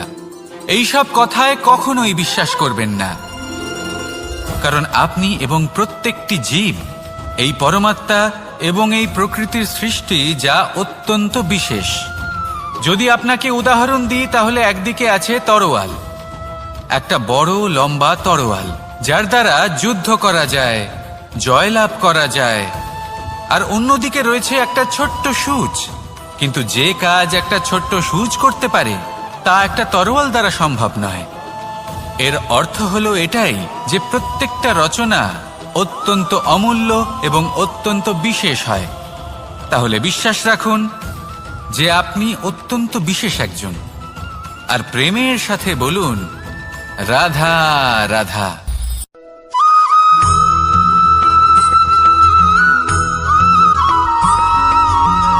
এই সংসারে কোনো বস্তু হোক বা ব্যক্তি হোক, তার একার গুরুত্ব কিন্তু খুব বেশি নয়। একটা উদাহরণ হিসেবে বৃষ্টির ফোঁটাকে ভেবে দেখুন। যদি একটি বৃষ্টির ফোঁটা হয় তাহলে তার খুব বেশি গুরুত্ব থাকে না, কিন্তু যখন সহস্র বৃষ্টির ফোঁটা মেঘের মধ্যে দিয়ে ঝরে পড়ে তখন সেটা বর্ষার রূপ ধারণ করে। সেই বর্ষা যা এই প্রকৃতিকে শান্ত করে। সেইভাবেই পাথরের ছোট টুকরো, তার খুব বেশি গুরুত্ব থাকে না, কিন্তু যখন অসংখ্য পাথরের টুকরো একত্রিত হয় তখন তা পর্বতের আকার ধারণ করে। সেইভাবেই কিছু মানুষ যখন একত্রিত হন তখন তৈরি হয় পরিবার, কিছু পরিবার যখন একত্রিত হয় তখন তৈরি হয় সমাজ, যখন অনেক সংখ্যক সমাজ একত্রিত হয় তখন তৈরি হয় রাজ্য। এবার এই রাজ্যের সবথেকে গুরুত্বপূর্ণ ব্যক্তি হতে পারেন রাজা, কিন্তু তাও সেই রাজা একা কিছু করতে পারেন না। যুদ্ধ লড়ার সময় তারও নিজের সৈন্যদলকে প্রয়োজন পড়ে। কিন্তু এই সংসারে এমন একজন ব্যক্তি আছেন যিনি একাই সব কাজ করতে থাকেন, এবং সেই ব্যক্তি হলেন মা। আমাদের জীবনে একজন পিতার ভূমিকা কিন্তু নিঃসন্দেহে অমূল্য, কিন্তু আমাদের সকলের জীবনে যে ভূমিকা একজন মায়ের তা অন্য কারোর থাকে না। একজন মা একাই সন্তানকে বড় করতে পারেন, সংস্কারী করে তুলতে পারেন, তার জন্য পরিশ্রম করেন। আর এত কিছু কাজ করার পরেও তার কাজের জন্য তিনি প্রশংসা অবশ্য পান না। উল্টে যদি সেই সন্তান অনুচিত পথে চালিত হয়, অনুচিত কর্ম করে, তখন সেই মাকেই অপবাদের পাত্র হয়ে উঠতে হয়। আমাদের জীবনে মায়ের যোগদান কতটা সেটা বুঝুন। আপনাকে বড় করে তোলার জন্য উনি কতটা পরিশ্রম করেছেন সেটা বুঝুন। আজ থেকে, এখন থেকে, এই মুহূর্ত থেকে মাকে সম্মান করতে শিখুন। যখন সময় পাবেন, যখন সুযোগ হবে, তখন তার প্রশংসা করুন, ওনারও ভালো লাগবে। আর মায়ের এই মমতার জন্য, তার এই ভূমিকার জন্য আসুন সবাই মিলে আমরা তাকে প্রণাম করি, আর সকলে মিলে ভালোবেসে বলি রাধা রাধা।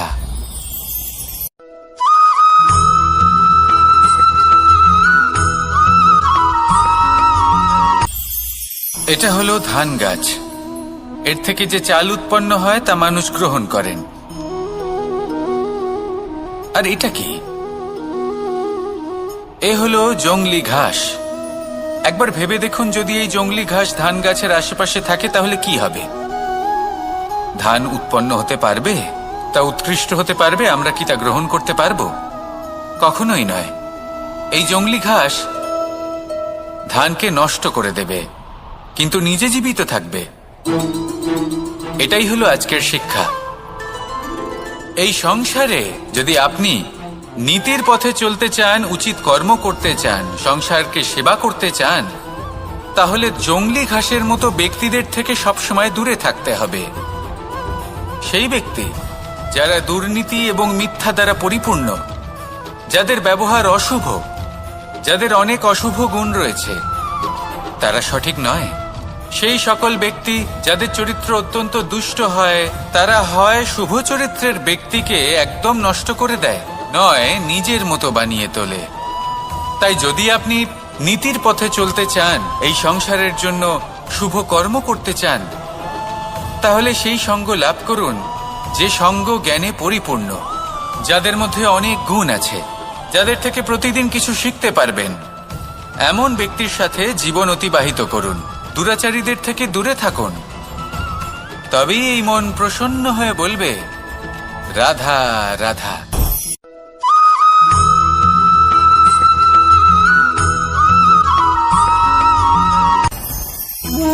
ভোজন। এবার ভোজন সংগ্রহ করার জন্য মানুষ কি না করেন, সবসময় চেষ্টা করতে থাকেন। ফসল উৎপাদনের জন্য অনেক পরিশ্রম করতে থাকেন, কিন্তু অনেক সময় অনেক পরিশ্রম করার পরেও ফসল ভালো উৎপাদন হয় না।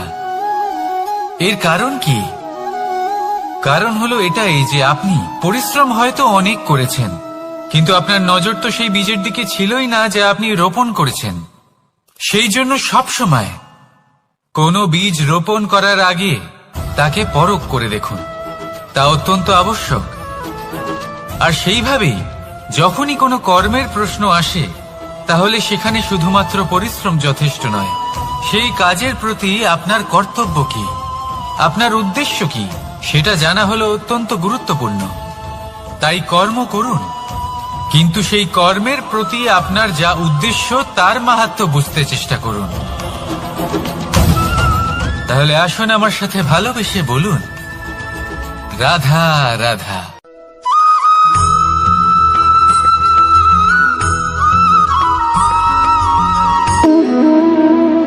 সম্পর্ক হলো আমাদের জীবনের একটি আধার। কিছু সম্পর্ক এমন যা আমরা জন্মসূত্রে লাভ করি, যেমন পরিবার, মা, বাবা। কিছু সম্পর্ক আছে যা আমরা জীবনে অর্জন করে থাকি, তা সে প্রেমের হোক, স্নেহের হোক বা বন্ধুত্বের। এই সকল সম্পর্ক লাভ করার বা গড়ে তোলার 5টি ধাপ রয়েছে।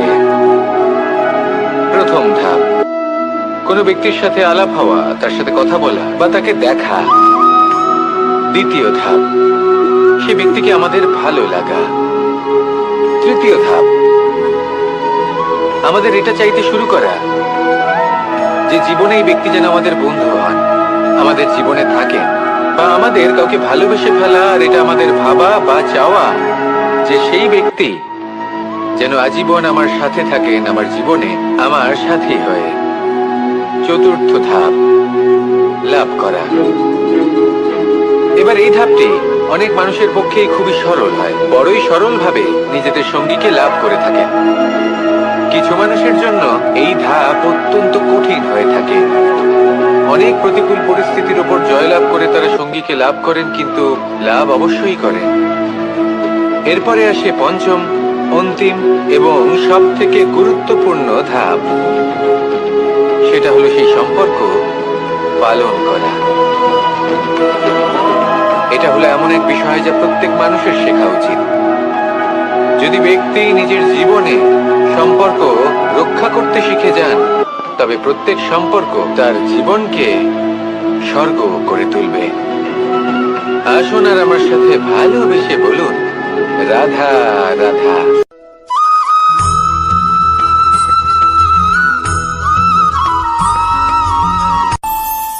আমাদের মনে যখন কোনো প্রশ্ন ওঠে, কোনো দ্বন্দ্ব জাগে, তখন আমরা যাই আমাদের গুরুর কাছে, আমাদের আরাধ্যের কাছে গিয়ে জিজ্ঞেস করি। এইভাবেই একদিন আমি পৌঁছলাম আমার আরাধ্যের কাছে, আমার মহাদেবের কাছে, আর ওনাকে প্রশ্ন করলাম যে মহাদেব, জীবনে আনন্দ পাওয়ার, উৎসব পালনের, প্রেম ভাগ করে নেবার, জীবনকে উপভোগ করে নেওয়ার সর্বশ্রেষ্ঠ সময় কোনটা? মহাদেব হাসলেন আর উনি বললেন, জীবনে উৎসব পালনের সব থেকে শ্রেষ্ঠ দিন হল মৃত্যুর ঠিক আগের দিনটা। প্রেম ভাগ করে নেওয়ার সব থেকে শ্রেষ্ঠ মুহূর্ত হল মৃত্যুর ঠিক আগের মুহূর্ত। জীবনকে উপভোগ করে নেওয়ার সর্বশ্রেষ্ঠ প্রহর হল মৃত্যুর 1 প্রহর পূর্বে। তখন আমি চমকে গেলাম। আমি বললাম, কিন্তু মহাদেব, মৃত্যু তো অনিশ্চিত, আমরা জানিও না কবে আমাদের মৃত্যু হবে। মহাদেব আবার হাসলেন। উনি বললেন যে যদি আমরা এভাবে জীবন কাটাই যে আমরা জীবনের প্রত্যেক দিন, প্রত্যেক মুহূর্ত, প্রত্যেক প্রহর শেষ বলে মনে করি, তাহলে আমাদের সমস্ত জীবন আনন্দের সাথেই অতিবাহিত হবে। কি বলেন?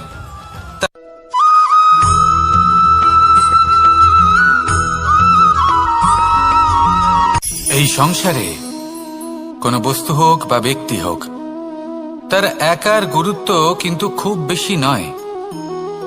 একটা উদাহরণ হিসেবে বৃষ্টির ফোঁটাকে ভেবে দেখুন। যদি একটি বৃষ্টির ফোঁটা হয় তাহলে তার খুব বেশি গুরুত্ব থাকে না, কিন্তু যখন সহস্র বৃষ্টির ফোঁটা মেঘের মধ্যে দিয়ে ঝরে পড়ে তখন সেটা বর্ষার রূপ ধারণ করে। সেই বর্ষা যা এই প্রকৃতিকে শান্ত করে। সেইভাবেই পাথরের ছোট টুকরো, তার খুব বেশি গুরুত্ব থাকে না, কিন্তু যখন অসংখ্য পাথরের টুকরো একত্রিত হয় তখন তা পর্বতের আকার ধারণ করে। সেইভাবেই কিছু মানুষ যখন একত্রিত হন তখন তৈরি হয় পরিবার, কিছু পরিবার যখন একত্রিত হয় তখন তৈরি হয় সমাজ, যখন অনেক সংখ্যক সমাজ একত্রিত হয় তখন তৈরি হয় রাজ্য। এবার এই রাজ্যের সবথেকে গুরুত্বপূর্ণ ব্যক্তি হতে পারেন রাজা, কিন্তু তাও সেই রাজা একা কিছু করতে পারেন না। যুদ্ধ লড়ার সময় তারও নিজের সৈন্যদলকে প্রয়োজন পড়ে। কিন্তু এই সংসারে এমন একজন ব্যক্তি আছেন যিনি একাই সব কাজ করতে থাকেন, এবং সেই ব্যক্তি হলেন মা। আমাদের জীবনে একজন পিতার ভূমিকা কিন্তু নিঃসন্দেহে অমূল্য, কিন্তু আমাদের সকলের জীবনে যে ভূমিকা একজন মায়ের তা অন্য কারোর থাকে না। একজন মা একাই সন্তানকে বড় করতে পারেন, সংস্কারী করে তুলতে পারেন, তার জন্য পরিশ্রম করেন। আর এত কিছু কাজ করার পরেও তার কাজের জন্য তিনি প্রশংসা অবশ্য পান না। উল্টে যদি সেই সন্তান অনুচিত পথে চালিত হয়, অনুচিত কর্ম করে, তখন সেই মাকেই অপবাদের পাত্র হয়ে উঠতে হয়। আমাদের জীবনে মায়ের যোগদান কতটা সেটা বুঝুন। আপনাকে বড় করে তোলার জন্য উনি কতটা পরিশ্রম করেছেন সেটা বুঝুন। আজ থেকে, এখন থেকে, এই মুহূর্ত থেকে মাকে সম্মান করতে শিখুন। যখন সময় পাবেন, যখন সুযোগ হবে, তখন তার প্রশংসা করুন, ওনারও ভালো লাগবে। আর মায়ের এই মমতার জন্য, তার এই ভূমিকার জন্য আসুন সবাই মিলে আমরা তাকে প্রণাম করি, আর সকলে মিলে ভালোবেসে বলি, রাধা রাধা।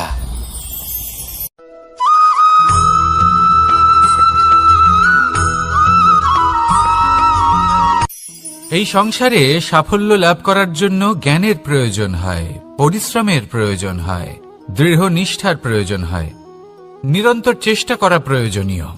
কিন্তু আরো কিছু আছে যা অত্যন্ত প্রয়োজনীয় এবং গুরুত্বপূর্ণ। তা হলো ভালো বন্ধু। তাদের থাকা অত্যন্ত প্রয়োজনীয়। যদি ভালো বন্ধু থাকে তাহলে সময় এলে তারা ঢাল হয়ে আপনাকে সুরক্ষা করবেন। সময় এলে অস্ত্রের মতো শত্রুকে সংহারও করবেন। যদি তিনি জ্ঞানী হন, তাদের মধ্যে সদ্গুণ থাকে, তাহলে এই সব গুণ আপনার মধ্যেও প্রবেশ করবে। তাহলে সাফল্যের জন্য ভালো বন্ধু পাওয়া অত্যন্ত প্রয়োজনীয়। কিন্তু শুধু বন্ধু কেন, ভালো শত্রুও থাকা প্রয়োজনীয়। এবার আপনি ভাববেন, এ আমি কি বললাম? যদি আপনার জীবনেও ভালো অর্থাৎ শক্তিশালী শত্রু থাকে, তাহলে আপনিও শক্তিশালী হতে থাকবেন। এই শত্রু আপনাকে প্রেরিত করবে আরো বেশি শক্তিশালী হয়ে ওঠার। কখনো কোনো হরিণকে দেখুন, তীব্র গতিতে দৌড়তে থাকে। কেন তীব্র গতিতে দৌড়য়? এই কারণে নয় যে কোথাও তার জন্য মধুর ঘাস অপেক্ষা করে রয়েছে, না। সে এই কারণে তীব্র গতিতে দৌড়য় কারণ সেটা না করলে তার পেছনে একটি সিংহ আছে যে ওকে নিজের ভোজন করে ফেলবে। তাই জীবনে বিপদ, সংকট, এই সবকিছুও হলো অত্যন্ত গুরুত্বপূর্ণ। তার সম্মুখীন হতে শিখুন, আর আমার সাথে ভালোবেসে বলুন, রাধা রাধা।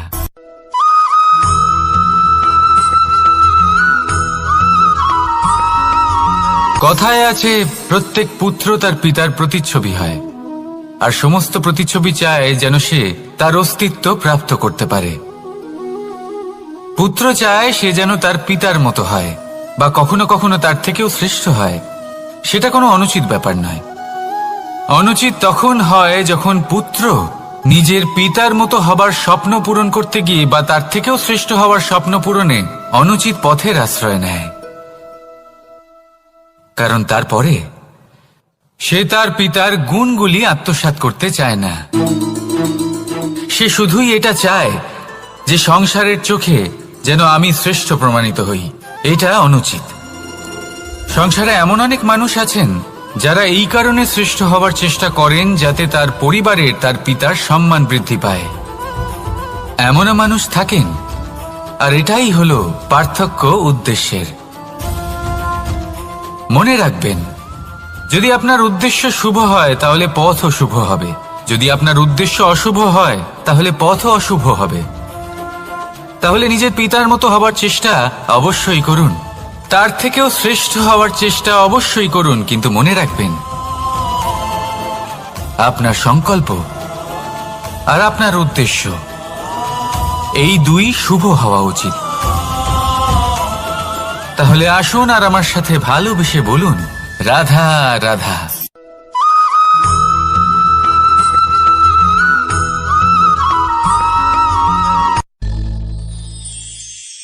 শিশিরের বিন্দু পাতার ওপর পড়ে আর তার গায়ে লেগে থাকে। পাতা তাকে শুষে নিতে পারে না, আর শেষ পর্যন্ত সে ঝরে পড়ে যায়। অন্যদিকে রয়েছে মেঘ এবং চাতক। এদের মধ্যে অনেক দূরত্ব থাকে। মেঘ থাকে আকাশে আর চাতক থাকে ধরিত্রীতে। কিন্তু যখন এই মেঘ থেকে বৃষ্টি ঝরে পড়ে, এই চাতক কিন্তু সেই জলই পান করে, নয়তো সে তৃষ্ণার্ত থেকে যায়। এবার অন্যদিকে দেখলাম শিশির বিন্দু আর পাতার এই সম্পর্ক। এরা খুব কাছাকাছি থাকে, ঘনিষ্ঠও থাকে। অন্যদিকে রয়েছে মেঘ এবং চাতকের সম্পর্ক, যাদের মধ্যে অনেক দূরত্ব থাকা সত্ত্বেও তারা খুব ঘনিষ্ঠ, তাই না? এই সারমর্ম খুব সরল। এই নৈকট্য, এই দূরত্ব, তা আপনার সম্পর্কে প্রভাব কিছুতেই ফেলতে পারে না। এই নৈকট্য, এই দূরত্ব, এইসব হলো শুধুমাত্র মনের ব্যাপার। কখনো আপনি অনুভব করেছেন আপনি কারোর থেকে অনেক অনেক দূরে আছেন, অনেক দূরে আছেন, তাও সেই ব্যক্তির প্রতি আপনি টান অনুভব করেন। সেখানে আপনি কারোর সাথে প্রত্যেক দিন অতিবাহিত করেন, সমস্ত জীবন অতিবাহিত করেন, সব থেকে বেশি সময় তার সাথে অতিবাহিত করেন, তাও তার প্রতি সেই টান অনুভব করেন না। এই সংকেত হলো মনের দূরত্বের। তাহলে মনের এই দূরত্ব দূর করুন আর আমার সাথে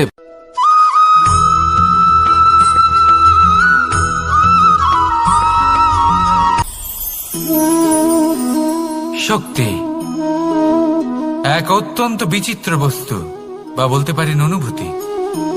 পিতা সবসময় চান যেন তিনি তার শক্তি পুত্রকে। আসুন আপনাকে সহজে বোঝাই। যদি আপনি সুপাত্র হন আর আপনাকে শক্তি দেওয়া হয়, তাহলে আপনি সেই শক্তির গুরুত্ব বুঝবেন, কোথায় সেই শক্তি প্রয়োগ করা উচিত সেটা বুঝবেন। আর এটা যেহেতু অর্জন করা শক্তি হবে, সেই শক্তির অপব্যবহার হবে না। কিন্তু যদি এই আপনি কুপাত্র হন আর যদি আপনাকে এই শক্তি দেওয়া হয়, তাহলে কি হবে? দেখতে গেলে এই শক্তি আপনি দান হিসেবে পেয়েছেন, তাই না আপনি এই শক্তির গুরুত্ব বুঝবেন আর না এর প্রয়োগ আপনি জানবেন। তার অপব্যবহার হওয়া সুনিশ্চিত। তাই যদি আপনি কোনো শক্তি অর্জন করতে চান, তাহলে আগে তার যোগ্য হয়ে উঠুন। পুত্র নয়, পাত্র হয়ে উঠুন। আর আমার সাথে ভালোবেসে বলুন, রাধা রাধা।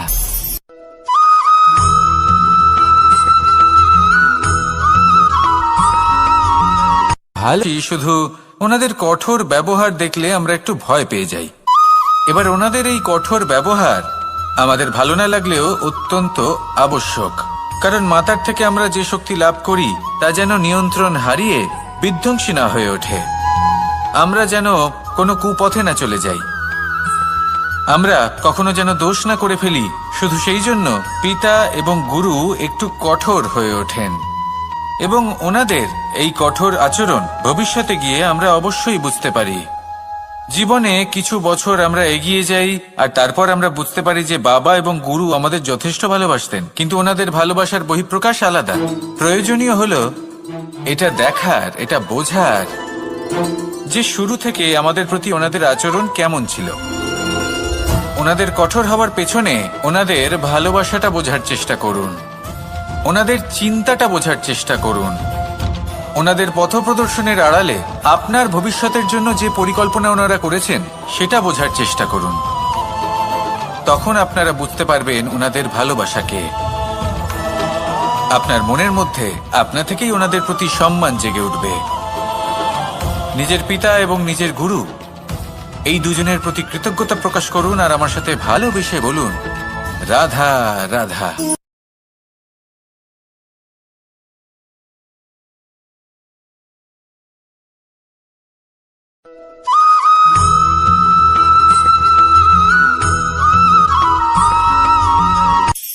কখনো কোনো বাগানের কোনো বৃক্ষকে দেখেছেন যেখানে সুগন্ধি ফুল থাকে, রসালো ফল থাকে?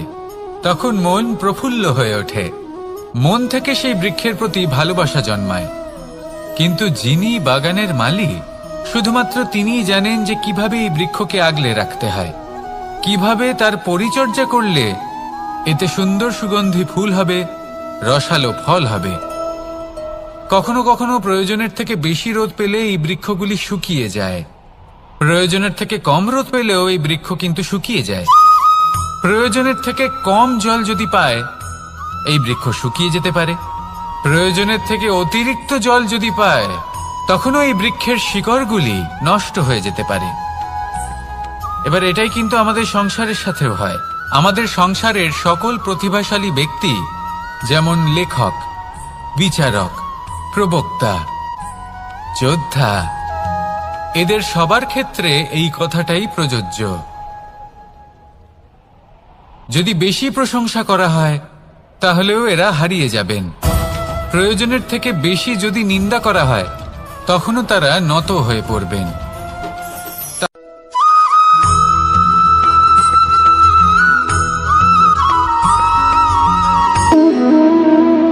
সম্পর্ক হলো আমাদের জীবনের একটি আধার। কিছু সম্পর্ক এমন যা আমরা জন্মসূত্রে লাভ করি, যেমন পরিবার, মা, বাবা। কিছু সম্পর্ক আছে যা আমরা জীবনে অর্জন করে থাকি, তা সে প্রেমের হোক, স্নেহের হোক বা বন্ধুত্বের। এই সকল সম্পর্ক লাভ করার বা গড়ে তোলার 5টি ধাপ রয়েছে। প্রথম ধাপ, কোনো ব্যক্তির সাথে আলাপ হওয়া, তার সাথে কথা বলা বা তাকে দেখা। দ্বিতীয় ধাপ, সে ব্যক্তিকে আমাদের ভালো লাগা। তৃতীয় ধাপ, আমাদের এটা চাইতে শুরু করা যে জীবনে এই ব্যক্তি যেন আমাদের বন্ধু হন, আমাদের জীবনে থাকেন, বা আমাদের কাউকে ভালোবেসে ফেলা আর এটা আমাদের ভাবা বা চাওয়া যে সেই ব্যক্তি যেন আজীবন আমার সাথে থাকেন, আমার জীবনে আমার সাথী হয়ে। চতুর্থ ধাপ, লাভ করা। এবার এই ধাপটি অনেক মানুষের পক্ষেই খুবই সরল হয়, বড়ই সরলভাবে নিজেদের সঙ্গীকে লাভ করে থাকেন। কিছু মানুষের জন্য এই ধাপ অত্যন্ত কঠিন হয়ে থাকে। অনেক প্রতিকূল পরিস্থিতির উপর জয়লাভ করে তারা সঙ্গীকে লাভ করেন, কিন্তু লাভ অবশ্যই করেন। এরপরে আসে পঞ্চম, অন্তিম এবং সব থেকে গুরুত্বপূর্ণ ধাপ। সেটা হলো সেই সম্পর্ক পালন করা। এটা হলো এমন এক বিষয় যা প্রত্যেক মানুষের শেখা উচিত। যদি ব্যক্তি নিজের জীবনে সম্পর্ক রক্ষা করতে শিখে যান, তবে প্রত্যেক সম্পর্ক তার জীবনকে স্বর্গ করে তুলবে। আসুন আর আমার সাথে ভালোবেসে বলুন, রাধা রাধা।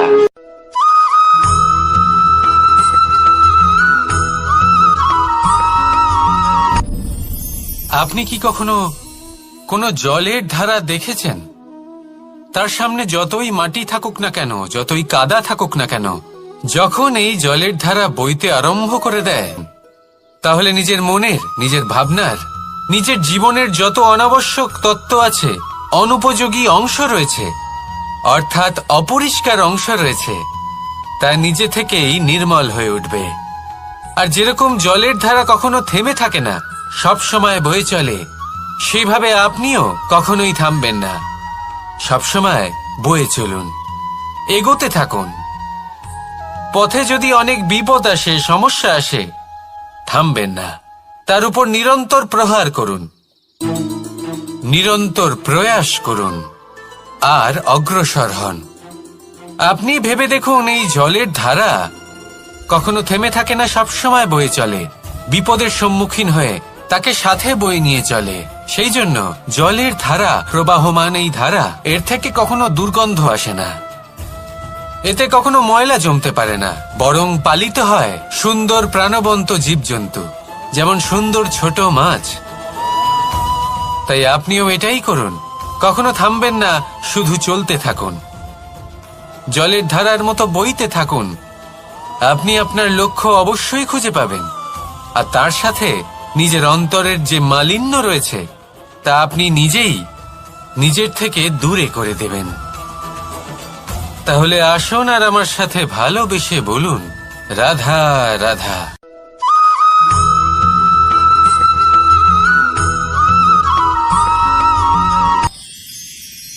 মানুষ তার জীবনে দুই ধরনের পরিস্থিতিকে খুব ভয় পায়। এক, কোনো কারণবশত কারোর সামনে নত হওয়া। দুই, কোনো কারণে নিজের চরিত্র থেকে, নিজের মূল্যবোধ থেকে বিচ্যুত হওয়া। এবার কেন হয় এরকম যে কথায় কথায় কারোর সামনে নত হতে হয়? কেন বারংবার নিজের চরিত্র থেকে চ্যুত হতে হয়? এরকম কেন হয়? এটা তখনই হয় যখন আমাদের শিক্ষা এবং মূল্যবোধের অভাব থাকে। যদি মানুষের মধ্যে প্রকৃত শিক্ষা থাকে, তাহলে এই সংসারে কোনো সময় এবং কারোর সামনেই নত হওয়ার কোনো প্রয়োজন নেই।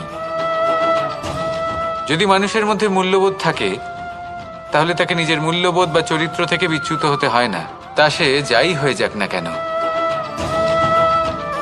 কোনো বালককে যদি জন্ম থেকেই সুশিক্ষার অধিকারী করা হয়, শিক্ষিত করা হয়, মূল্যবোধের অধিকারী করা হয়, তবে সে এই সংসারে এমন কর্ম করবে যাতে সে নিজেকে, নিজের পরিবারকে, সমগ্র সমাজকে গর্বিত করতে পারে।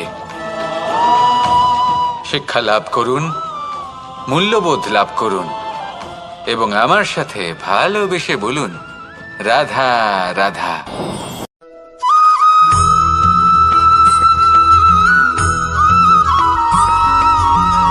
আপনি কখনো কোনো বাজকে নিজের বাসা বানাতে দেখেছেন?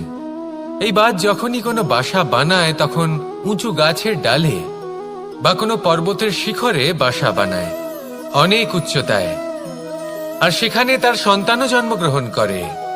যখন এই সন্তানেরা জন্মায়, তখন এই বাজ খুবই ভালোবেসে এবং খুব সাবধানে এদের পালন পোষণ করে, নিজের ঠোঁট দিয়ে তাদের ঠোঁটে খাবার পরিবেশন করে। কিন্তু যেই সেই সন্তানেরা হৃষ্টপুষ্ট হয়ে যায় এবং সেই কথা বাজ নিজে বুঝতে পেরে যায়, সেই বাজ নিজেই সেই বাসা ছিন্ন ভিন্ন করে দেয়। সেই সন্তান যাদের সবেমাত্র ডানা গজিয়েছে, কিভাবে উড়তে হয় তারা জানে না, সেই সন্তানগুলিকে উচ্চতা থেকে ঠেলে দেয়। সেই সন্তান প্রথমে ভয়ভীত হয়ে যায়, তারা সামনে মৃত্যুকে দেখতে পেয়ে ভয়ের কারণে তাদের ডানা ঝাপটাতে থাকে, আর সেই প্রক্রিয়াতেই সেই সন্তানগুলি উড়তে শুরু করে দেয়। এবার এই ঘটনায় আমরা কি শিক্ষা পেতে পারি? এটাই, যদি আপনি মাতা পিতা হন, তাহলে নিজের সন্তানকে অবশ্যই স্নেহ করুন, কিন্তু তাদেরকে নিজের আঁচলের তলায় বেঁধে রাখবেন না। যদি আপনি চান আপনার সন্তান জীবনে উন্নতি করুক, তাহলে নিজের মুঠো থেকে তাদের স্বতন্ত্র করে দিন, এই সংসারে সংঘর্ষ করতে দিন। সেই সন্তান নিজেই বুঝতে পারবে যে জন্মের সময় পাওয়া ডানা কি করে ব্যবহার করতে হয়, আর আপনার চোখের সামনে আপনার সন্তান এই আকাশে উড়তে থাকবে। তাহলে আসুন আমার সাথে ভালোবেসে বলুন, রাধা রাধা।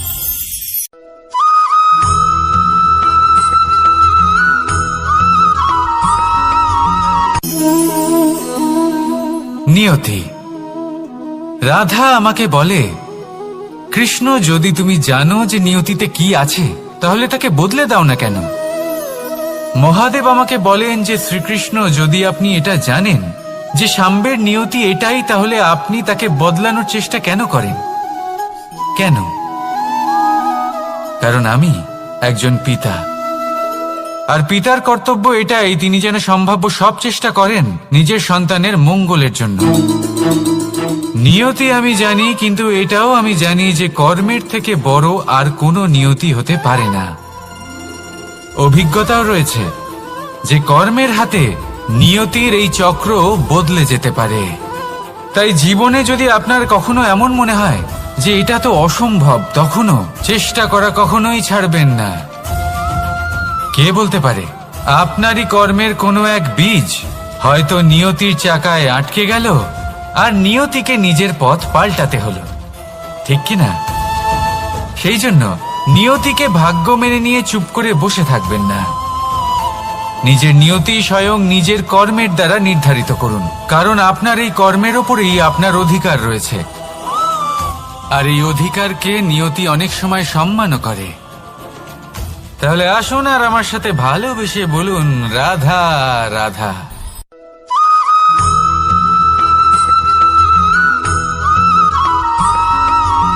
কখনো কখনো আমরা ভাবি যে কোনো ব্যক্তি যিনি ধর্মের পথে চলেছেন, যদি তার দ্বারা কোনো ভুল হয়ে থাকে তাহলে নিয়তি তাকে সেই মুহূর্তেই কঠোর শাস্তি দেন। কিন্তু সেই সব মানুষ যারা সংসারের সবথেকে বড় অধর্মী, বহু নিকৃষ্ট মানের কাজ করেন, তাদের নিয়তি অনেক সুযোগ দেন।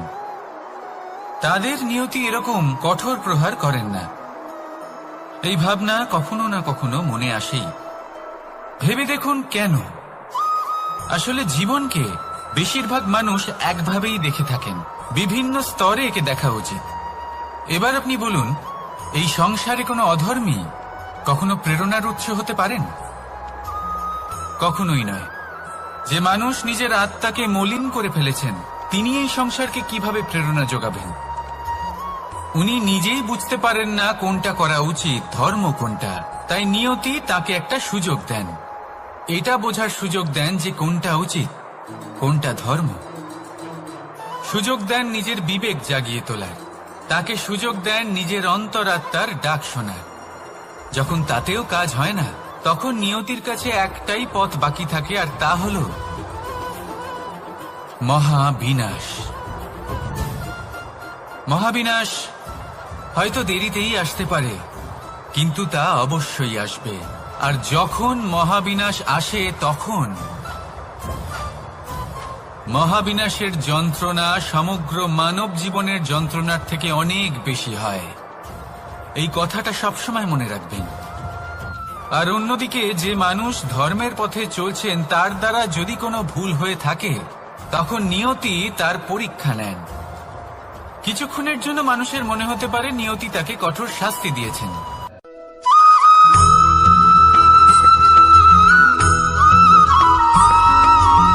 এই সংসারে কখনো কোনো ব্যক্তিকে তার বাইরের পোশাক দেখে বিচার করার চেষ্টা করবেন না। এটা খুব বড় ভুল করবেন। যেমন আমরা জীবনে অনেক সময় এমন করি।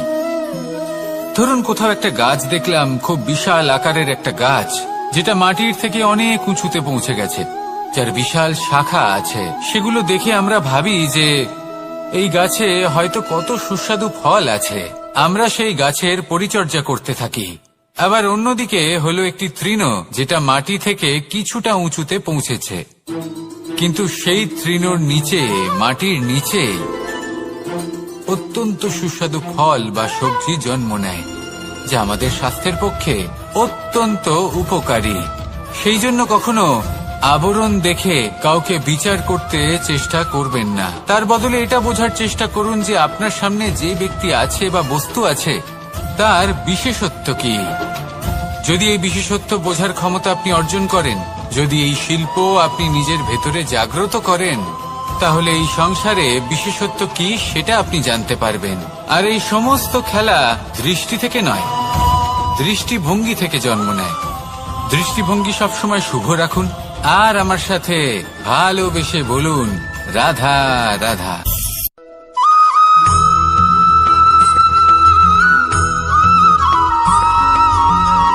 পুরুষার্থ। শাস্ত্রে 4 ধরনের পুরুষার্থের কথা বলা হয়েছে। প্রথম হলো ধর্ম। আপনি কি জানেন এই ধর্ম আসলে কি? আপনার কি মনে হয় ধর্ম আসলে কি? কোনো বিশেষ ঈশ্বরকে মানাই কি ধর্ম বলা হয়? নাকি কোনো বিশেষ রীতি পালন করাই হলো ধর্ম? নাকি কোনো বিশেষ সাহিত্যকে সর্বশ্রেষ্ঠ মনে করাই হলো ধর্ম? না, ধর্ম হলো সেটা যাকে ধারণ করা যেতে পারে, আর ধারণ শুধু সেটাই করা যায় যা পবিত্র। পবিত্র শুধু তাকেই বলা হয় যা নিঃস্বার্থ, যার মধ্যে শাসন করার কোনো ইচ্ছে নেই, যা সরলভাবেই প্রবাহমান, জল এবং বায়ুর মতো। যখন কোনো ব্যক্তি ধর্মকে ধারণ করেন এবং সেই ধর্ম সেই ব্যক্তিকে রক্ষা করে, তখন তাকে ধর্ম বলা হয়। ধর্ম যা রক্ষা করে অহংকার থেকে, খারাপ চিন্তার হাত থেকে। সেই জন্য পুরুষার্থ গড়ে তোলার আগে, ধর্ম পালন করার আগে ধর্মের প্রকৃত অর্থ কি সেটা বুঝে নিন। এটা জেনে রাখুন যে সমস্ত ধর্মের আধার, সমস্ত ধর্মের ভিত শুধুমাত্র ভালোবাসা। আসুন আর এই ভালোবাসার সাথেই বলুন রাধা রাধা।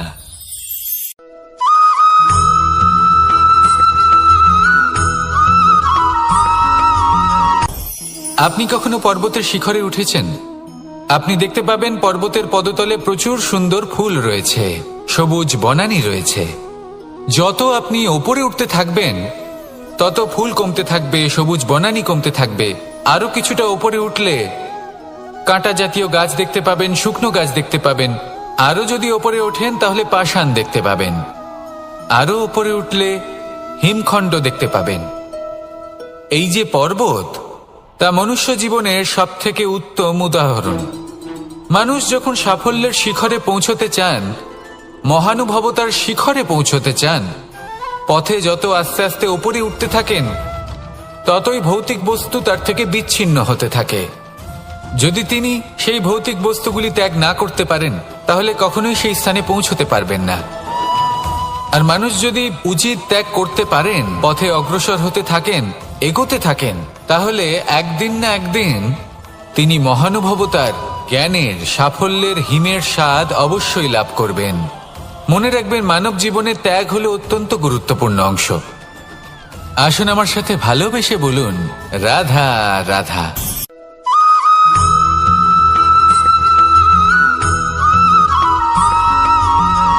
কেউ বলে জীবন খুব ক্ষণস্থায়ী, কেউ বলে জীবন হলো একটা সুন্দর স্বপ্নের মতো, আবার কেউ বলবে জীবন হলো এক কঠোর সত্য।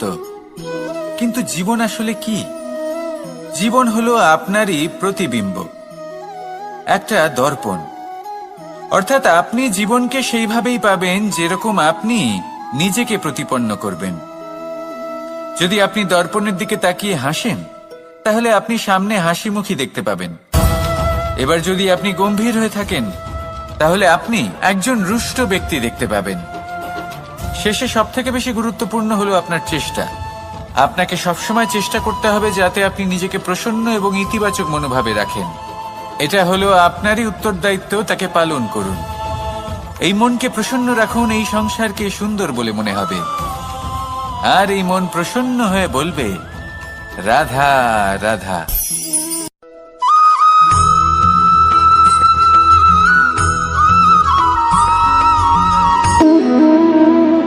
সম্পর্ক হলো আমাদের জীবনের একটি আধার। কিছু সম্পর্ক এমন যা আমরা জন্মসূত্রে লাভ করি, যেমন পরিবার, মা, বাবা। কিছু সম্পর্ক আছে যা আমরা জীবনে অর্জন করে থাকি, তা সে প্রেমের হোক, স্নেহের হোক বা বন্ধুত্বের। এই সকল সম্পর্ক লাভ করার বা গড়ে তোলার 5টি ধাপ রয়েছে। প্রথম ধাপ, কোনো ব্যক্তির সাথে আলাপ হওয়া, তার সাথে কথা বলা বা তাকে দেখা। দ্বিতীয় ধাপ, সে ব্যক্তিকে আমাদের ভালো লাগা। তৃতীয় ধাপ,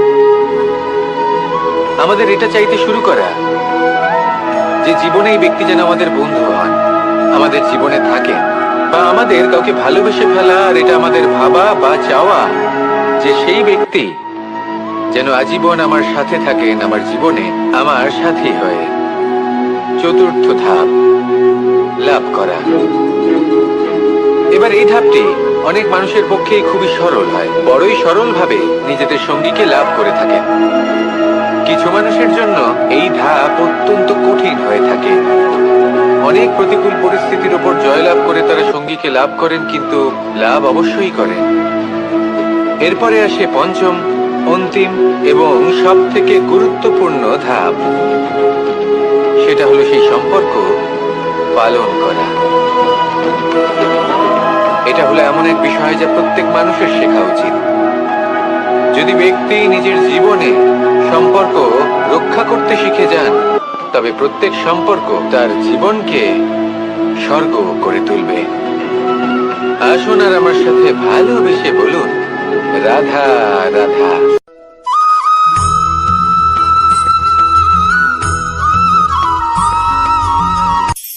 কখনো কোনো বাগানের কোনো বৃক্ষকে দেখেছেন যেখানে সুগন্ধি ফুল থাকে, রসালো ফল থাকে?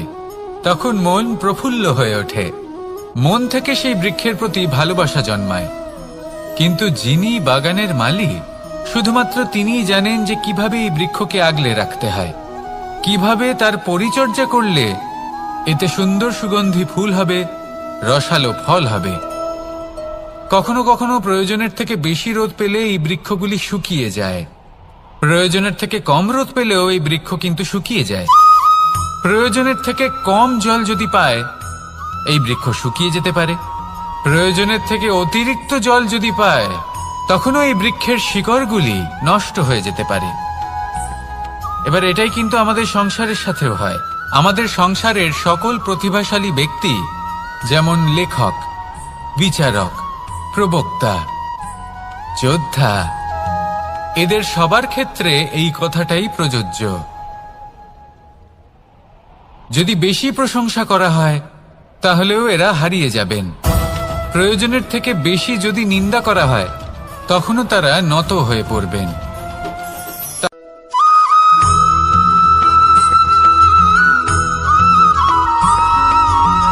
পঞ্চতত্ত্বের মধ্যে দ্বিতীয় তত্ত্ব হল ধরণী, ভূমি, যাকে আমরা ধরণী মাতা বলি। এই ধরণী ধৈর্য ধারণ করে, আর এর ওপরেই আমাদের সমগ্র সংসার নির্ভরশীল।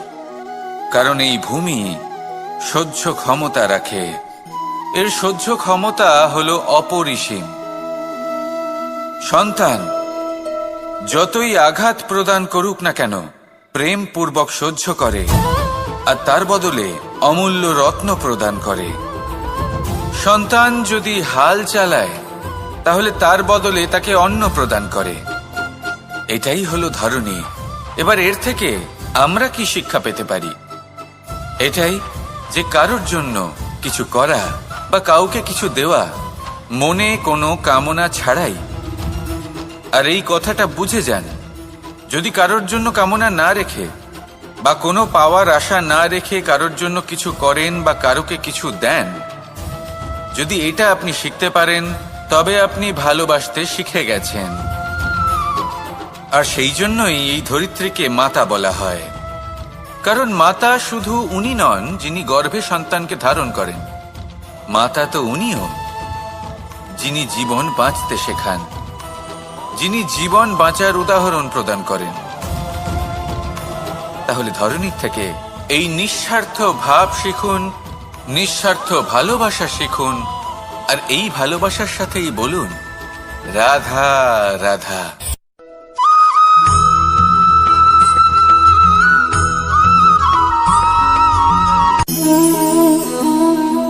নিয়তি।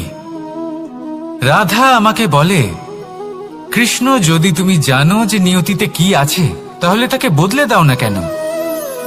মহাদেব আমাকে বলেন যে শ্রীকৃষ্ণ, যদি আপনি এটা জানেন যে সাম্বের নিয়তি এটাই, তাহলে আপনি তাকে বদলানোর চেষ্টা কেন করেন? কেন? কারণ আমি একজন পিতা, আর পিতার কর্তব্য এটাই, তিনি যেন সম্ভাব্য সব চেষ্টা করেন নিজের সন্তানের মঙ্গলের জন্য। নিয়তি আমি জানি, কিন্তু এটাও আমি জানি যে কর্মের থেকে বড় আর কোনো নিয়তি হতে পারে না।